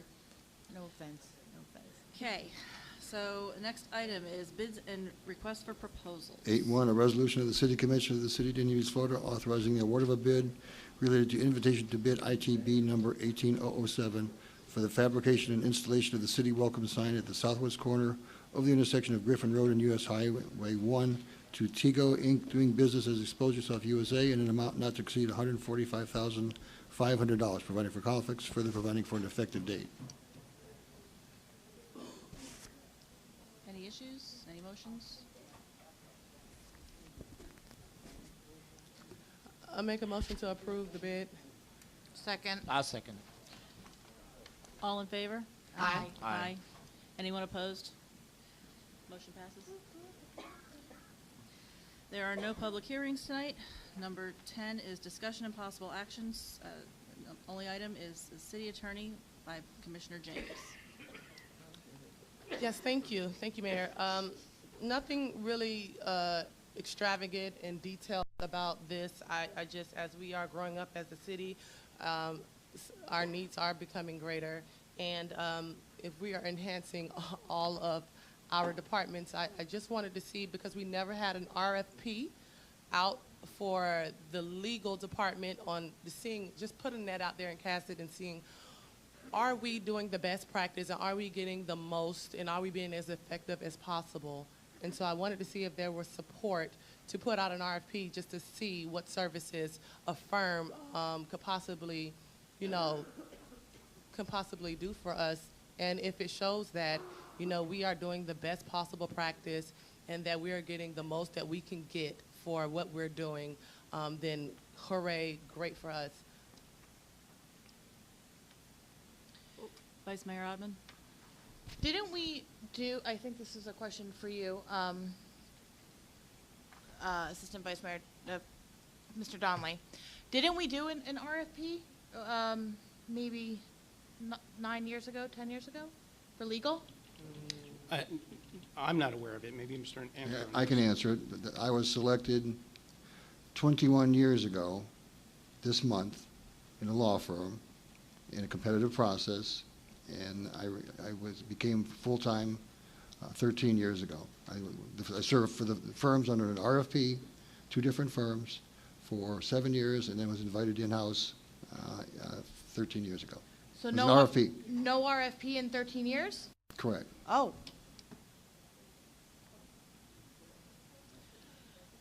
Anybody else? I don't know. My only comment on this is I don't think that now is the time to do this. We are in the process of trying to select a new city manager. We actually have a meeting tomorrow about this. It's open to the public if anybody wants to come. I think we need to address our city manager issues before we start looking into other possibilities involving a city attorney.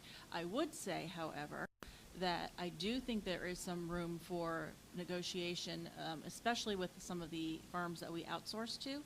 Those, my understanding, have not been, any sort of negotiation with outsourcing has not been done in several years as well. Is that correct?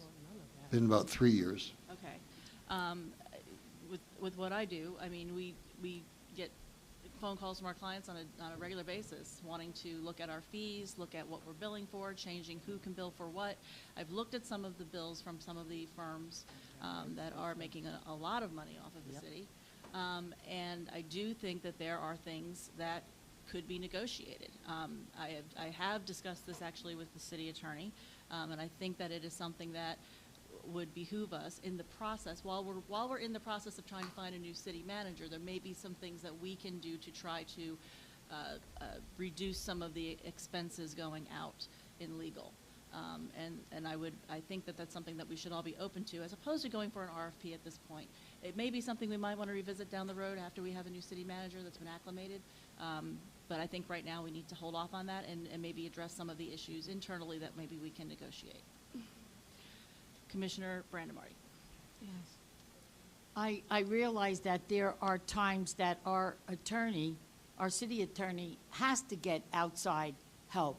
There are issues that he's forced to get outside help on, and I'm glad he does. That's why you haven't heard of any of us going to jail, whereas you better go to other cities and you'll see that there's a commissioner here, a commissioner there, even a mayor here or a mayor there that went to jail.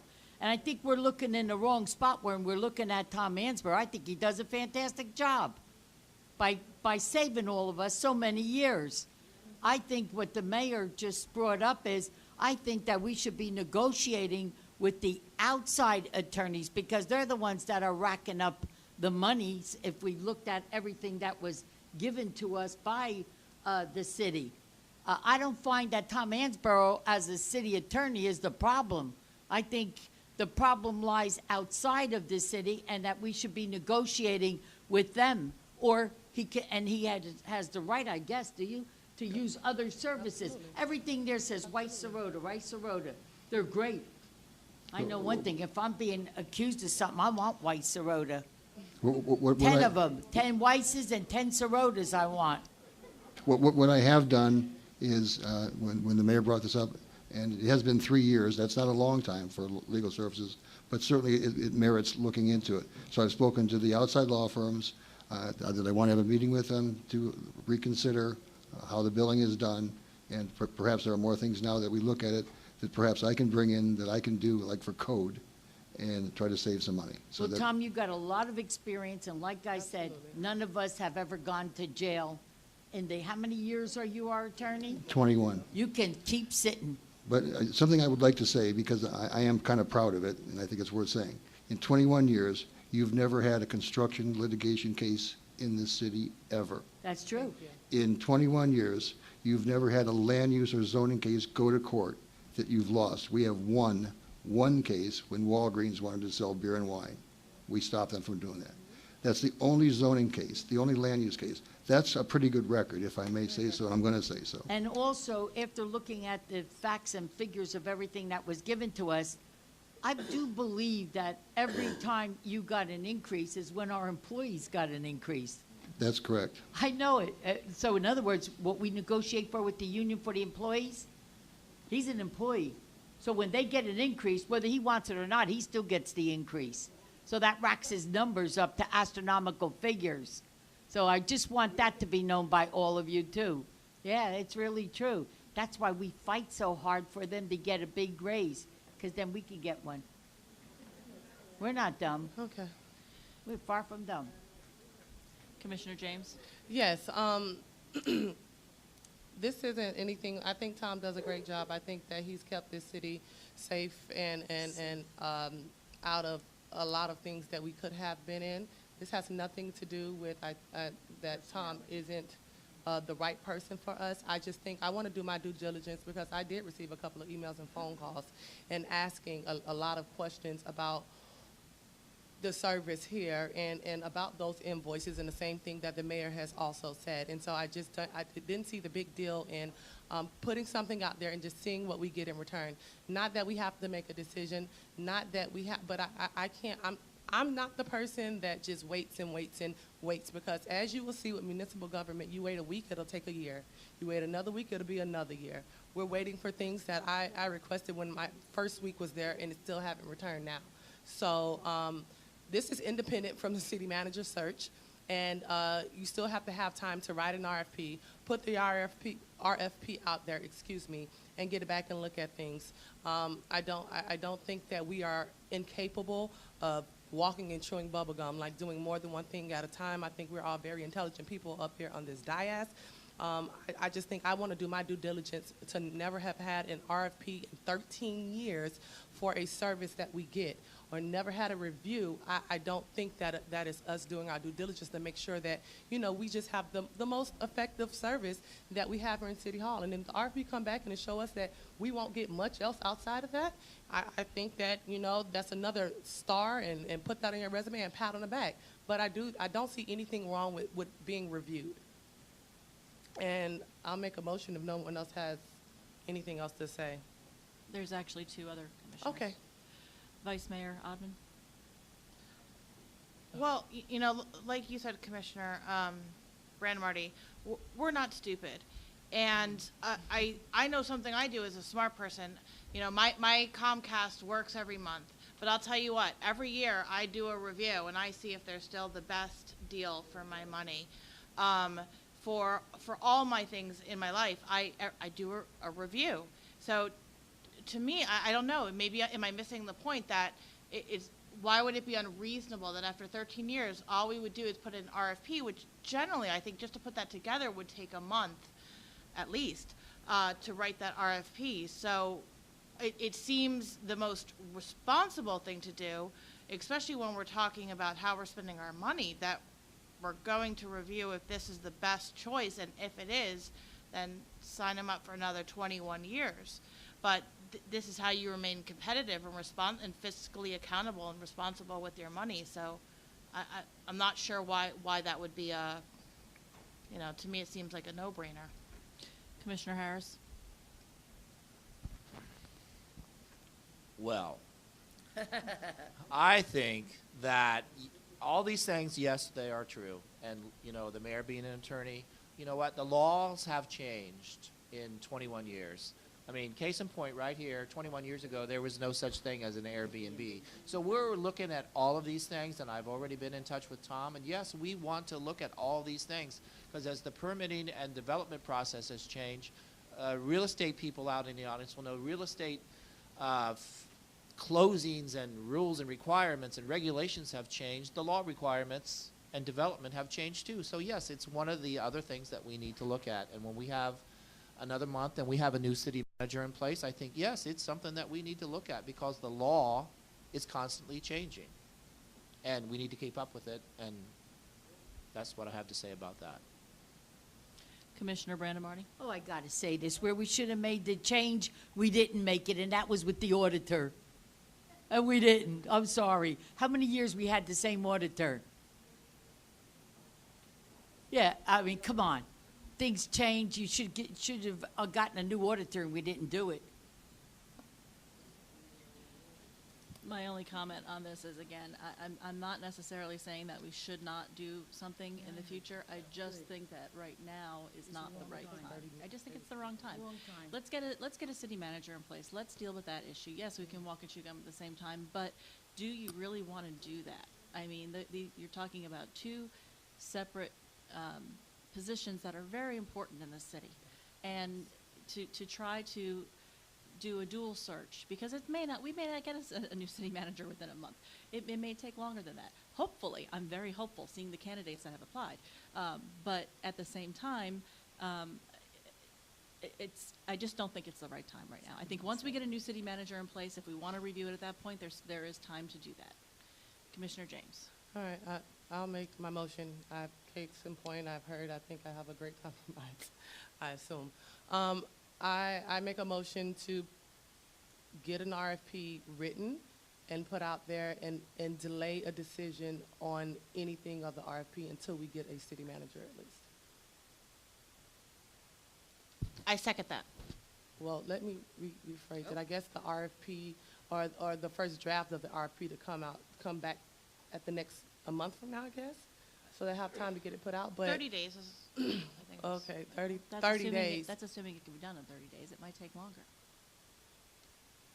Well, we can piggyback off of other RFPs that other cities have done. I have a few in my backup if you would like to piggyback off of something that won't make it go for a very long time. But at any rate, not to make any decisions until we get a new city manager. We have a second. Not to make any decisions till we get a city manager. I'll second that. Oh, she already seconded it. Who did? You did? Lauren did. You do it.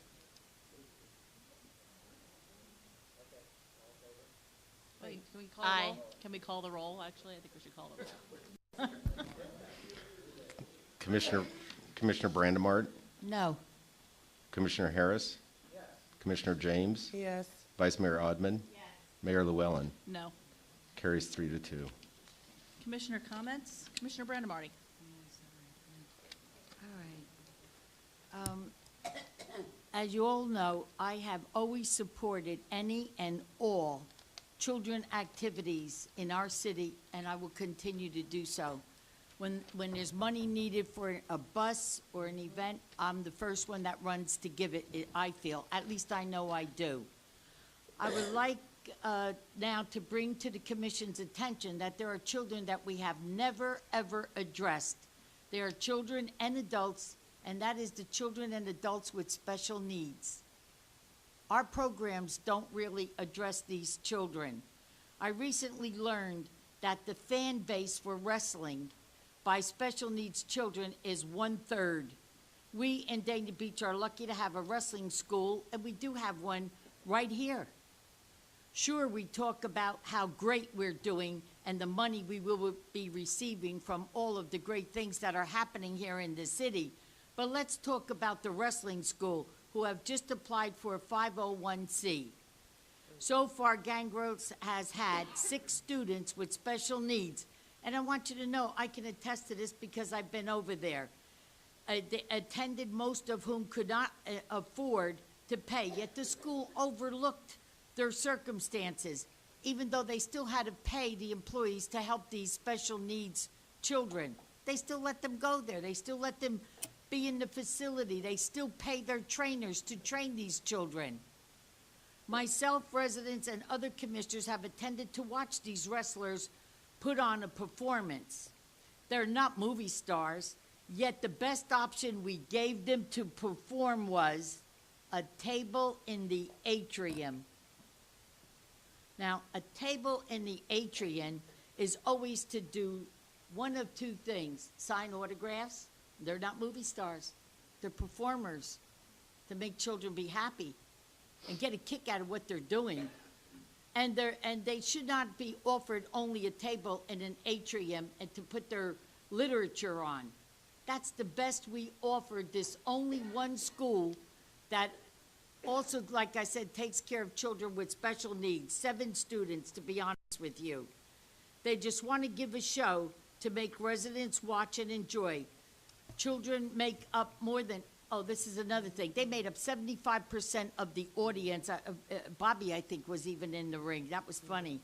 At their school watching the wrestling. I can vouch because I attended and watched the children's faces. The kids actually believe that it's real. They enjoyed it. Oh, they jumped all around. It was unbelievable. This school that is so little known by us here in the room are going to be having 2 shows booked at our casino. Our casino had faith in them, and they booked 2 shows, one in February and one in March. And not only that, they're also booked at the BB&T Arena. And that game is the Florida Panthers against the Detroit Red Wings. These shows will help fund future wrestling stars.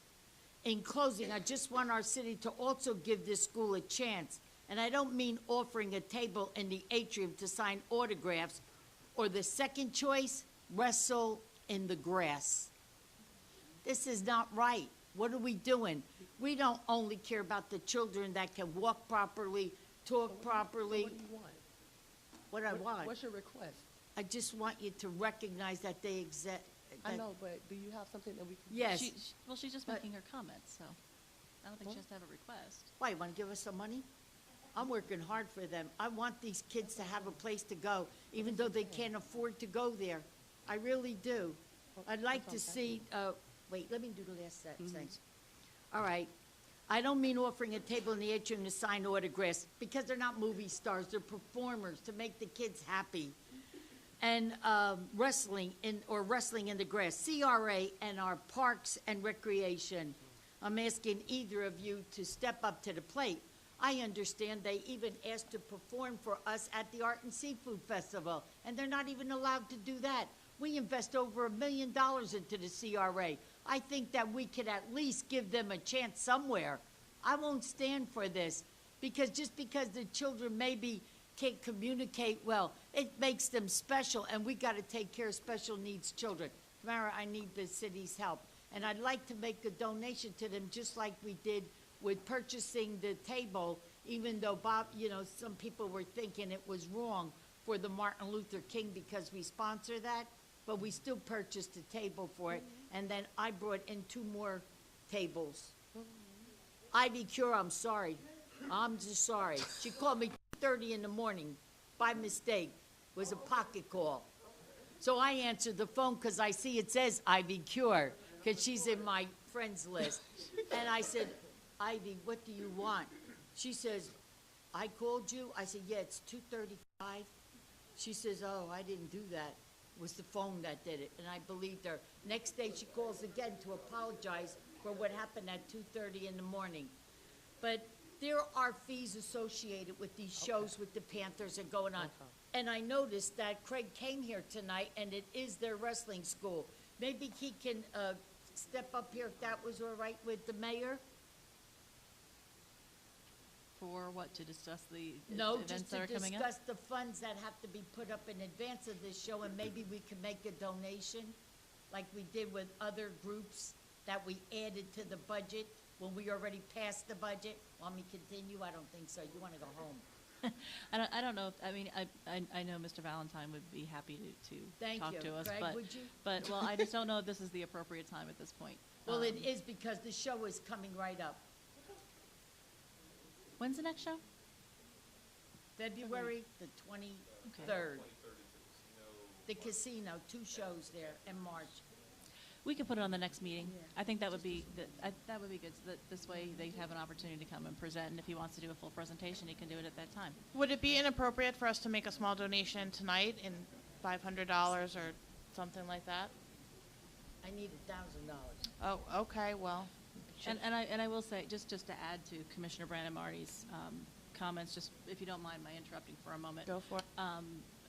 I actually did attend the toy drive for Gangrels, and Gangrels raised, they had so many toys donated. It was 4 boxes, large boxes of toys, and they wanted them donated to children in Dania Beach that were in need. And we did bring those over to St. Ruth's for their hope for the holidays. So they did stay within Dania Beach, and that was, I thought it was very generous of them to do that. Mr. Romali, you want to step up to the plate?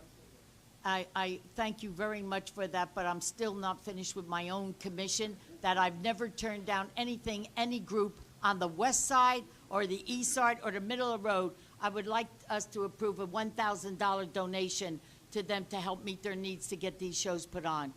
Is that a motion? Yes. All right. Well, I'll second it if we're allowed to. a second. So we have a second? I did. Okay. Sorry, you Mr. can't hear me Shapiro? over here. Is that something? Could that you we- help Oh, out? God. And Mr. Shapiro is also going to help out. I thank. will help out as well. Who? His son. Oh, whoa, Jay! This is like being on an Oprah Whose show. You son? get a bike, you get a bike, you get a bike, you get a car. Jay's What'd you gonna bring- help out too. What'd you bring this kid here for? To bring you money for the wrestlers. I love you. How much donation? 100. You got it. Hey-oh, perfect. Love it. Okay, Do so it. did we take a vote on this, Well, city manager? can I just ask real quick, is that something that we can do with our budget? Do we have discretionary funds that we can use? You have, the city commission has the city commission contingency, and I'm sure there's $1,000 in there to do it. I would just remind you that you do have a policy for donations to charitable organizations, which is done through the budget. I know, but we just did it last month too for a different organization. We give it to the school, if I'm not mistaken. You're not. Every school, 3 schools. So this is just another school. How's that? Thank you very much. Do people agree with this? Thank you. I love you all. Okay, so we have a pending motion then? All in favor? Aye. Anyone opposed? Motion passes. Anything else, Commissioner? Lori. Commissioner Harris. Just a couple of things regarding a couple of the residents' requests about Airbnb. Ms. Donnelly, hello. There's currently well, we talked about the lawsuit earlier, and there's something involved in the lawsuit with the city of Miami Beach regarding geo-fencing and geo-coding, which I think I talked to Tom about, and we're going to try to find out exactly what that is so we can rewrite our ordinance. And, you know, there again, the law is changing, and the Airbnb complaints. I don't even know what geo-coding and geo-fencing is. I don't. Well, so we'll find out. You don't? We'll rewrite the ordinance and try to eliminate the bad geocoding things that we have in our ordinance, and try to eliminate some of the complaints that we're having from Airbnb. So I just want you to know that we're working on it, and if we're going to have a meeting with Tim Ryan and some other people, so we'll get it together for that.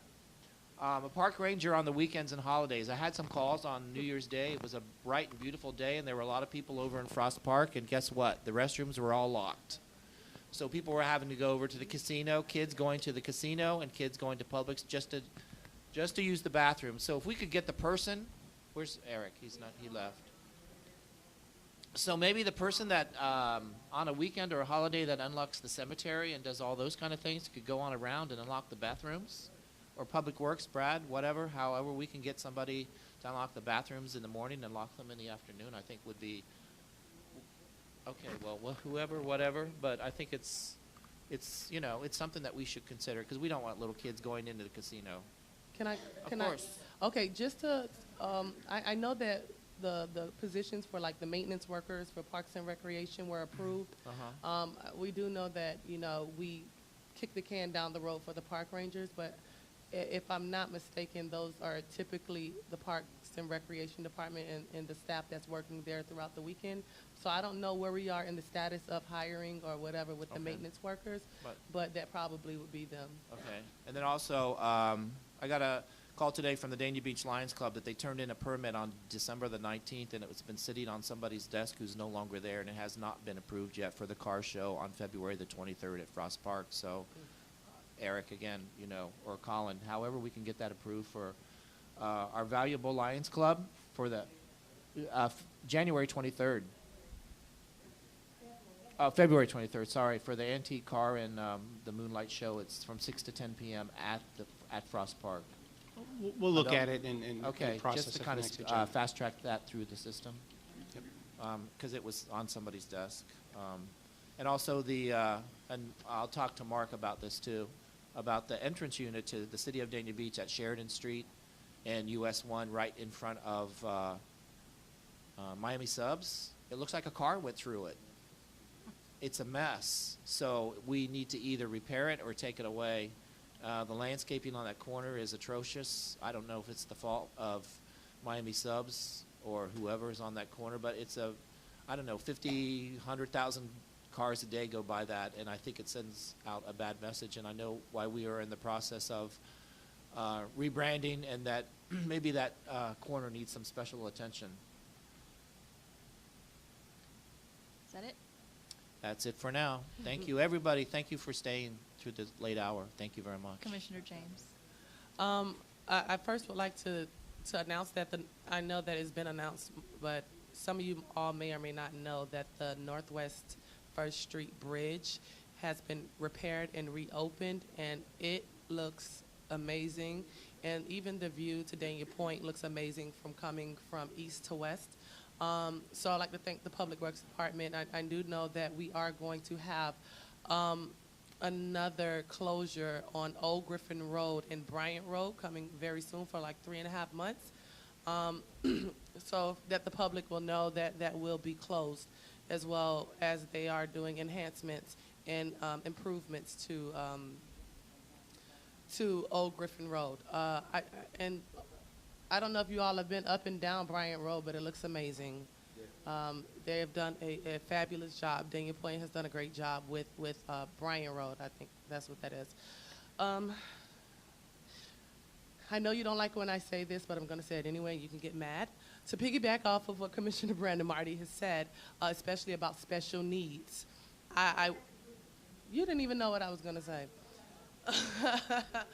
To piggyback off of that, I want to challenge, only because I did go to the Miami Springs facilities, and I don't think that the fix-all is to continue to just give money. I think we could do a one-up better than that. I think along with our Parks and Recreation and Bermea Ahamil in the park study that they are doing, I think we can have like handicap accessible pool areas for, for our facilities that's going to have a pool. I know PJ Millie has, It wasn't like a lift, but it was a way. I don't know. I'm not the engineer, but it's something that they will be able to go in with a wheelchair. And also, when we're thinking about our Parks and Recreation, and when we are doing, is that a snake? Oh, it's Leslie. And when we're redoing our park equipment, to really be innovative and think about these special needs, and to have better innovative equipment that could service these special needs or seniors or whoever to service those types of individuals, because they are a part of our community, whether we like it or not. They are regular human beings just like us. They've just been dealt a different hand.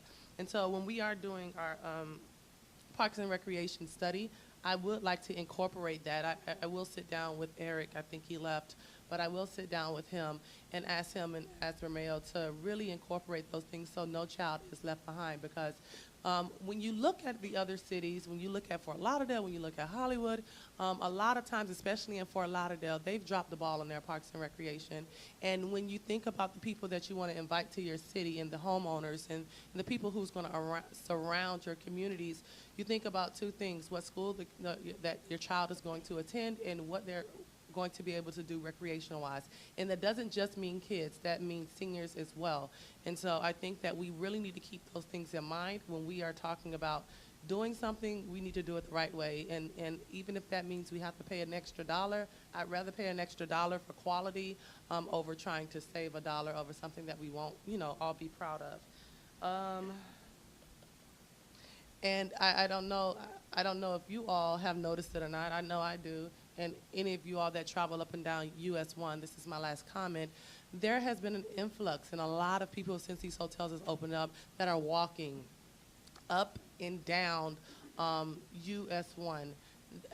And not that they have many things to do, but this is why it is very important for us in that community charrette that we did to really make our downtown a destination place to complement Dania Point, to complement our beach, to complement, the casino, because they're walking up and down and probably just going to Jackson's. To be quite honest with you, it's not a lot of things that they can do there. There's not a lot of open green space. City Hall is just not inviting. It's depressing to ride by here and still see the improvements that needs to be had to the building and things like that. So we really need to work as a commission to make sure that it's coming, whether we like it or not, but to be proud of what we are, putting out there and what we are developing. And so when we are thinking about this downtown community center and all of these things, keep in mind that the people are here and they will continue to be here. And lenders are not going to continue to lend money to build hotels if they don't see the need here and they don't see that it's going to be successful. So I would like to add a bike sharing program. I'm not sure who that needs to go through. I know we had one in the past, but it wasn't strategically placed in areas. I think it was placed in the garage. Okay, no one goes to the garage unless they're going to City Hall. But with our revitalization program, if we can maybe have some at Dania Point, maybe have some around City Hall in the front and at the beach and places like that, I think that that would be a nice touch so people won't, just have to walk. They can ride their bikes and really go up and down. And I'm not sure what improvements, Commissioner Harris, since you're the transportation king up here, that they are planning to maybe do around US 1, but there are a lot of things that we can look at doing to really spotlight our downtown area when that time comes. Oh, thanks. Okay. Think we can. Our first MPO meeting is all day Thursday at the Transportation Forum, and then the elected officials roundtable is all day Friday. So there's some advantages there for our city, and we also passed the 1 penny sales tax, and all those funds will be available 1 year from now. Thank you. Commissioner Bradmore, did you have I something? wanted to address you, Mayor. When I was having dinner the other night at this Runway 75, is it? I think it's now Fish Grill. The Fish Grill, right. There was 6 people that walk in, and we all started a conversation, and they brought up something they had said, and I don't know, I was going to run this by you, and I forgot under my commissioner comments. They're asking if our city could possibly put in each of the hotels, I don't even know who would do this, a questionnaire as to what you liked and what you didn't like, what our need is in the city, like a survey. And I said, well, I'll ask our mayor, because I don't know whose category that's under to do that. And let's hear what these people from these other states got to say about what we're lacking. And I think forgot that's a good to bring idea, it. actually. Is there somebody that could put something together? I can talk with the chamber about what they might want to do. They might be the most appropriate party. Yeah, the chamber would be very good. To see what they might do, but to Absolutely. bring in a That would be professional. wonderful. And then I want them to give it back to the mayor so that she can have copies for us so we know where we're not meeting the mark from these tourists. I think the chamber can probably put something together for us, and we can all look at it. Okay, sounds great. Vice Mayor Odman. Oh, I'm sorry. When you're talking about the survey, is that possibly with Raquel and the CRA and the chamber to do an app? And That get should be the that would city, be, or whoever can do it, but I think an app would be more important these days, especially. So let's Or at least have it as an option. let's talk it. Let's talk Okay. it. Okay. All right, Vice Mayor, your comments? I've been hanging around long enough to know that after 9 o'clock here, you better keep it short if you have nothing of tremendous importance to say, which I don't. So I hope everyone had a wonderful new year, and I thank you for coming out and participating in municipal government, and thank you for being so patient as we all kind of slowly fall into our roles, and this marriage gels slowly. But it really is wonderful to see you all here. All right, have a good evening. Go ahead, Mayor. Okay, I just have a few things real quick.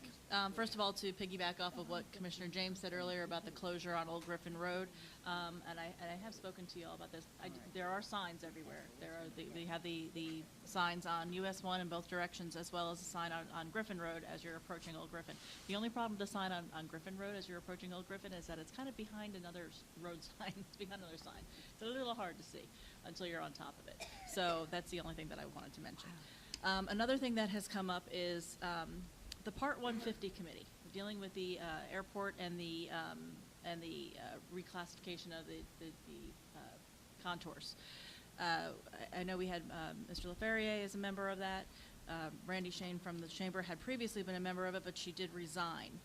We have never replaced Randy Shane, and I would like to replace her with somebody, preferably a resident from the neighborhood, and I do have somebody in mind. I'd like to propose that we put Donna Peplin on that committee. She lives right in the neighborhood there, and she's been very involved in this and is very much aware of the issues that go on there. Do I have to make a motion to do that, or, okay? We need, Yes. we the can't Part hear one- you. Yes, there's the Part 150 committee. It's a noise study. They're doing the noise study, and it's all different cities around that are impacted by this.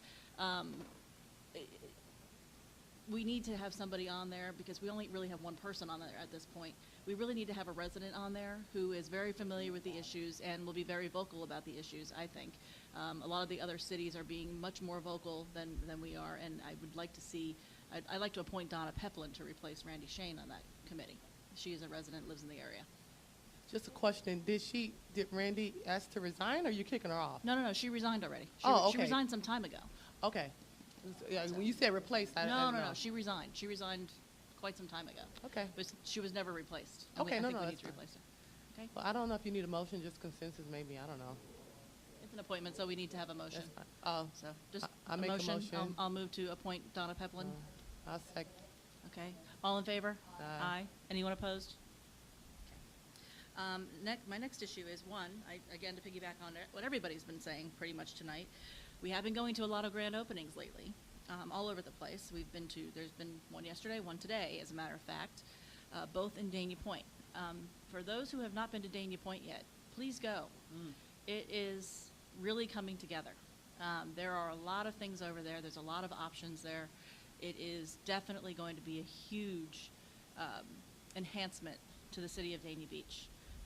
And I would strongly recommend that you all go see it now and continue going as it progresses. There's a lot going on. It's going to take several years to finish the entire thing, but I strongly recommend that if you haven't been there yet, you go. And there's some really good restaurants there and some really good stores, and you can do a little bit of everything. The watch, right? Yeah, First You Watch like was it? really good. Yeah, it's very good. First watch. Last thing that I want to do is I want to say congratulations to Commissioner Bill Harris. Now what'd you He do? was recently appointed to the 2019 Transportation and Infrastructure Services Federal Advocacy Committee. Is that correct? Okay.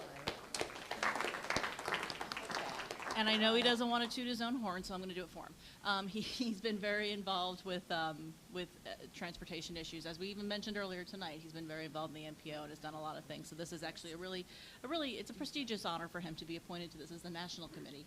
And I think it's also very good for the city of Dania Beach as well, because it will help us. He'll get even more information that we can use and can bring to the city. That's it. Thank you. I hope you all had a wonderful New Year. That was good. Our next item is appointments. We have, good. I don't Let have me any go down the appointments. list and see if anybody has Good, them. okay. Airport Advisory Board, does No. Vice Mayor Odman have any? Okay. Does Commissioner Harris have any? Commissioner James? No. you Okay. could just say Green anybody. Advisory Board, Vice Mayor Odman? You have one? No? Commissioner Brandemarty? I have to hold off on that one. Okay. Commissioner James? No. Is this a new appointment, or is this, are these the rollovers? You can do a rollover. I mean, but. I want we to still keep have to- everybody on the boards that I had. That attend, right?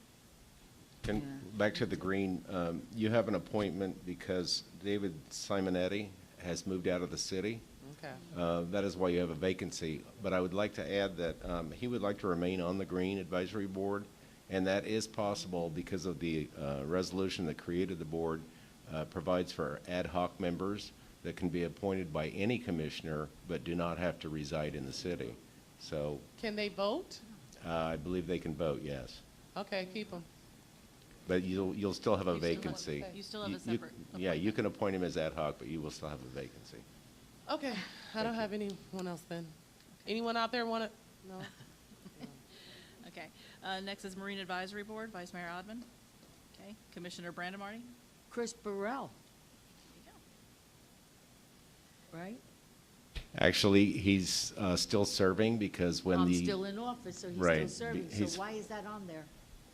You have to renew the appointments. you have another one. You have Carol Stockrocki, who is now a city employee, and she that's can the no one longer serve. I just told you that I have to hold off on. Yeah. So you have a vacancy because of that. So no one? yet? So you don't have Have anybody? to wait on Carol, really. Okay. Commissioner James? Mr. Abe, you don't want to be on the Marine Advisory Board? I'm just going to put, no, oh, no. Okay. I put it on. Parks, Recreation, and Community Affairs Advisory Board, Vice Mayor Odman? Mr. Abe, did you want to be on Parks and Recreation? Third Tuesday of the month at 6 o'clock. Oh, no. No? Okay. Commissioner Brandemarty, you have 2 appointments for Parks and Rec? No, I have no This is so idea. hard. Okay. Like Commissioner so- Harris? You want to be on Parks and Rec? Okay. Commissioner James? Emmanuel, you want to be on Parks and Rec? Don't nobody want to serve on these boards. I like Parks and Rec. I like being on that one. Okay. All right, last one. Number 5 is Planning and Zoning Board. I have mine. Go It's ahead. Tony Sirianni. And I gave the name Planning already and to zoning? you. No, Hey. as my appointment. No, you haven't yet. Right, I gave it to him last I week. thought you did last time. Go ahead. I was going to roll over Charles Murphy.